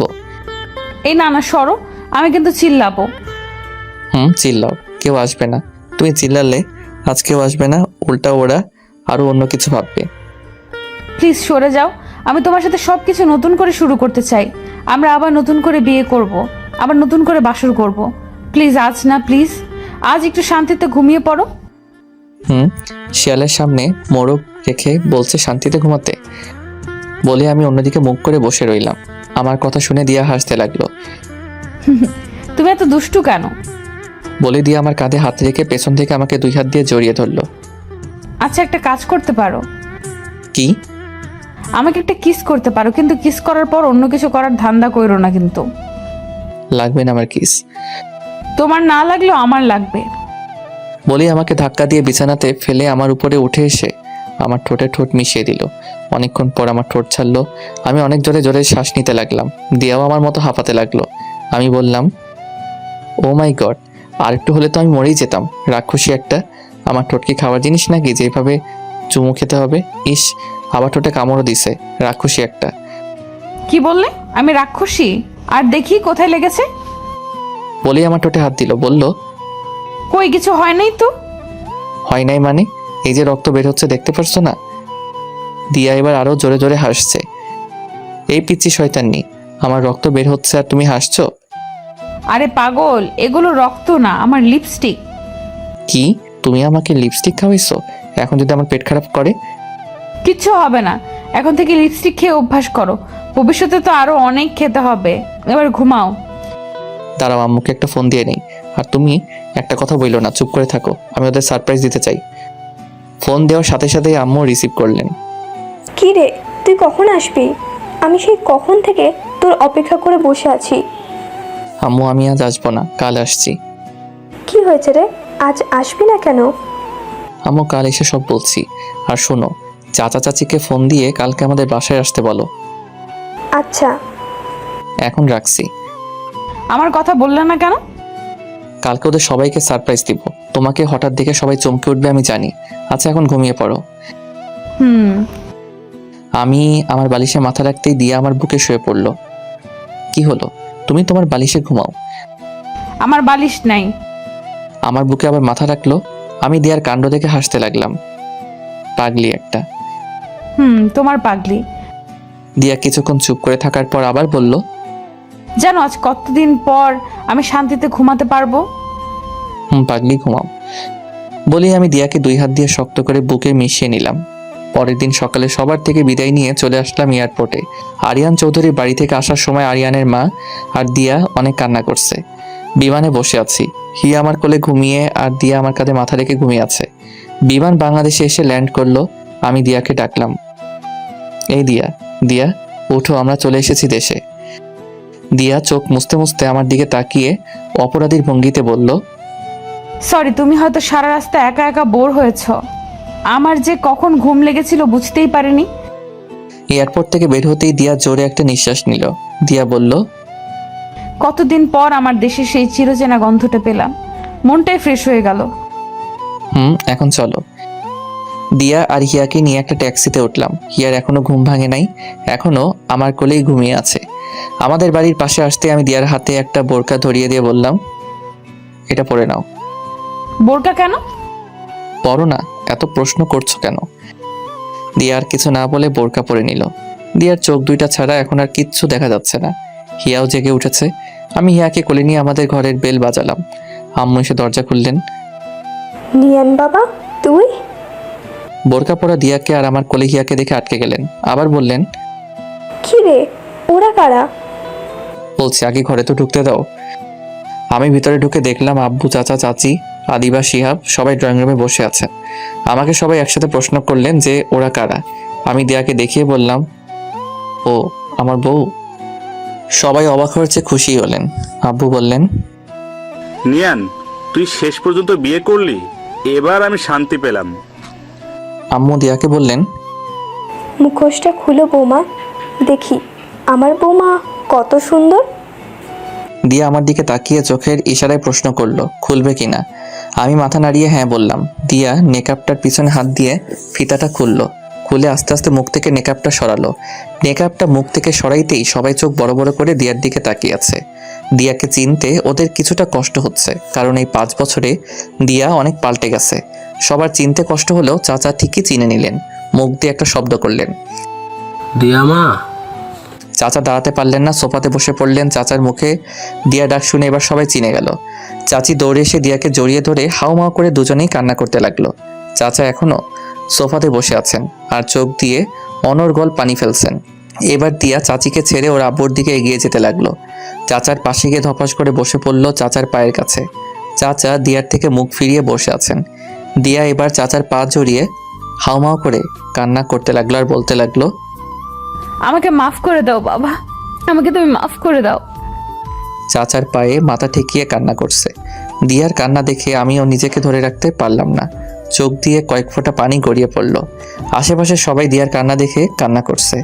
এবার চাচা নিজেকে ধরে রাখতে পারলেন না। দিয়াকে নিজের পা থেকে তুলে জড়িয়ে ধরে হাউমাউ করে কান্না করতে লাগলেন। কিছুক্ষণ কান্না করার পর দিয়াকে ছেড়ে ওর কপালে একটা চুমু খেলেন। এতক্ষণ দিয়াকে পেয়ে হিয়াকে কেউ খেয়াল করেনি। হিয়া আমার কোলে আছে। আম্মু বললেন, ও কে রে? আম্মু আমাদের মেয়ে। কি বললি? ও আমাদের দিদি ভাই? আম্মু। আম্মু হিয়াকে আমার কোল থেকে নিতে চাইলেন, কিন্তু হিয়া গেল না। আমি হিয়াকে বললাম, যাও মামনি, উনি তোমার দাদি। আমার কথা শুনে এবার হিয়া আম্মুর কোলে গেল। আম্মু হিয়ার চোখে মুখে অনেকগুলো চুমু খেলেন। হিয়াকে নিয়ে সবাই কাড়াকাড়ি করতে লাগলো। একজনের কোল থেকে আরেকজন নিচ্ছে, সবাই অনেক খুশি। আমি ওদের দেখে হাসতে লাগলাম। এবারে কতদিন পর এরকম হাসি খুশি দেখতে লাগলো। আমি দিয়ার পাশে গিয়ে ওরে কানে কানে বললাম, আমার সেদিনের ভুলের জন্য সবাই কত খুশি, কিন্তু আফসোস সেদিনের ঘটনা আমার কিচ্ছু মনে নেই। তখন আমি কিছুই ফিল করতে পারি নাই। সমস্যা নাই, সেদিন ফিল করতে পারি নাই তো কি হয়েছে, আজ আবার সবকিছু নতুন করে ফিল করে নিব। এই সরো, তোমার কি লজ্জা শরম নাই? সবাই আছে তো। আরে আমি কি সবাইকে শুনিয়ে বললাম নাকি? আমি তো তোমার কানে কানেই বললাম। রাতে কাজে এনে নতুন করে আবার আমাদের বিয়ে হলো। আজ আবার বাসর ঘর সাজানো হলো। এই নিয়ে 3টা বাসর হবে আমাদের, কিন্তু ওই 2টা ছিল অপূর্ণ বাসরাত। আজ হবে আমাদের আসল বাসরাত। দিয়া আগে থেকে বাসর ঘরে গিয়ে বসে আছে। আমি হিয়াকে খুঁজতে লাগলাম। আম্মুকে জিজ্ঞেস করতেই বললেন আদিবার রুমে আছে। আমি আদিবার রুমে এসে বললাম, ওই আদিবা, হিয়া কই? এই যে ও ঘুমিয়ে আছে। আচ্ছা দে, আমি ওকে নিয়ে যাই। আরে ভাইয়া না না, ও আমার কাছেই থাকো। তুমি যাও, গিয়ে তোমার কাজ করো। আমি আবার এখন কি কাজ করব? কেন ভাইয়া, আজ না তোমার বাসর রাত? বাসর রাতে মানুষ কি কাজ করে? ওই বুড়ি, এত পাকনা পাকনা কথা বলছিস কেন? হিয়ার দিকে খেয়াল রাখিস। তোমাকে বলতে হবে না, তুমি তোমার কাজে যাও। আমি আদিবার মাথায় একটা থাপ্পড় দিয়ে বেরিয়ে গেলাম। আমার রুমের দরজার পাশে এসে দাঁড়িয়ে আছি। ভিতরে ঢুকতে কেন জানি আমার ভয় করছে। বুকে 3বার থুতু দিয়ে রুমে ঢুকেই গেলাম, কিন্তু দিয়া কই গেল? ভাবলাম বাথরুমে হয়তো গেছে, কিন্তু বাথরুমের পাশে গিয়ে দেখি দরজা খোলা, ভিতরে কেউ নাই। আমি এবার দিয়াকে ডাকতে লাগলাম, এই দিয়া, দিয়া, এই বউ, এই পিচ্ছি বউ, এই পিচ্ছি শয়তানি, কই গেলা? হঠাৎ দিয়া বেলকনি থেকে দৌড়ে বেরিয়ে আসলো, এসে আমার সামনে দাঁড়ালো। আমি বললাম, তুমি বেলকনিতে ছিলে? এতক্ষণ ধরে ডাকলাম, শুনলেন না কেন? তোমার মুখে পিচ্ছি শয়তানের ডাকটা শুনতে চেয়েছিলাম, তাই চুপ করেছিলাম। ওরে আমার পিচ্ছি শয়তানি রে বলে দিয়াকে পাজাগুলো করে কোলে নিলাম। আমি বললাম, ওরে বাবারে, তুমি এত ভারী হয়েছো কি করে? দিয়াকে কোলে নিয়ে বিছানাতে নামিয়ে হাত নাড়াতে নাড়াতে বললাম, আমার হাত 2টা গেল। এত মোটু কেন তুমি? উফ। কি বললা? আমি মোটু? তুমি মোটু, তোমার বাপ মোটু, তোমার 14 গোষ্ঠী মোটু। তুমিও তো আমার 14 গোষ্ঠীর মধ্যে একজন। সরো এখান থেকে, তোমার সাথে আমার কথা নাই। বলে আমার থেকে মুখ ঘুরিয়ে বসে রইল। আমি দিয়াকে আমার দিকে ঘুরিয়ে ওর গাল টিপে বললাম, ওলে বাবালে, আমার পিচ্ছি বোটা রাগ করছে। আচ্ছা সরি, ওই দেখো কান ধরছি। 1 2 3। হয়েছে, আর কান ধরতে হবে না, ওঠো।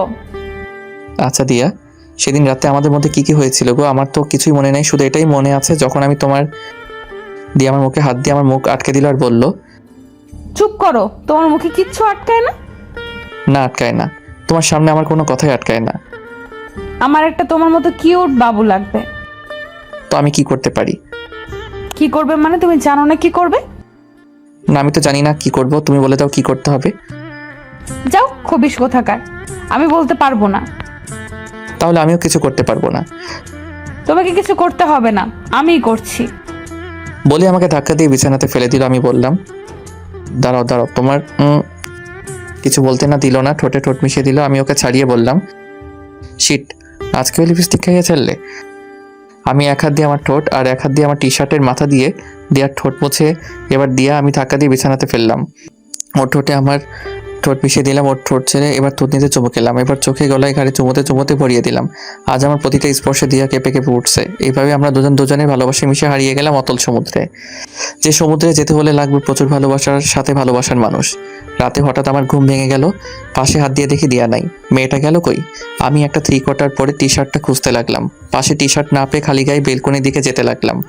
বেলকনিতে আসতেই দেখলাম পাগলিটা আনমনে দাঁড়িয়ে আছে, বাতাসে চুল উঠছে, গায়ে আমার টি-শার্টটা। হয়তো হাতের কাছে কিছু না পেয়ে আমার টি-শার্ট পরে এসেছে। আমি পিছন থেকে গিয়ে দিয়াকে জড়িয়ে ধরলাম। হুট করে কারো হাতের ছোঁয়া পেয়ে দিয়া ধরপড়ে উঠলো। আমি বললাম, আর এভাবে লাভ দিলে কেন? ও তুমি হুট করে এভাবে জড়িয়ে ধরলে তো ভয় পাবোই। এতটা তার পিচ্ছি শয়তানিটা এখানে কেন? আজ আমার জীবনের সবচেয়ে সুখের রাত। এই রাত আমি ঘুমিয়ে কাটাতে চাই না।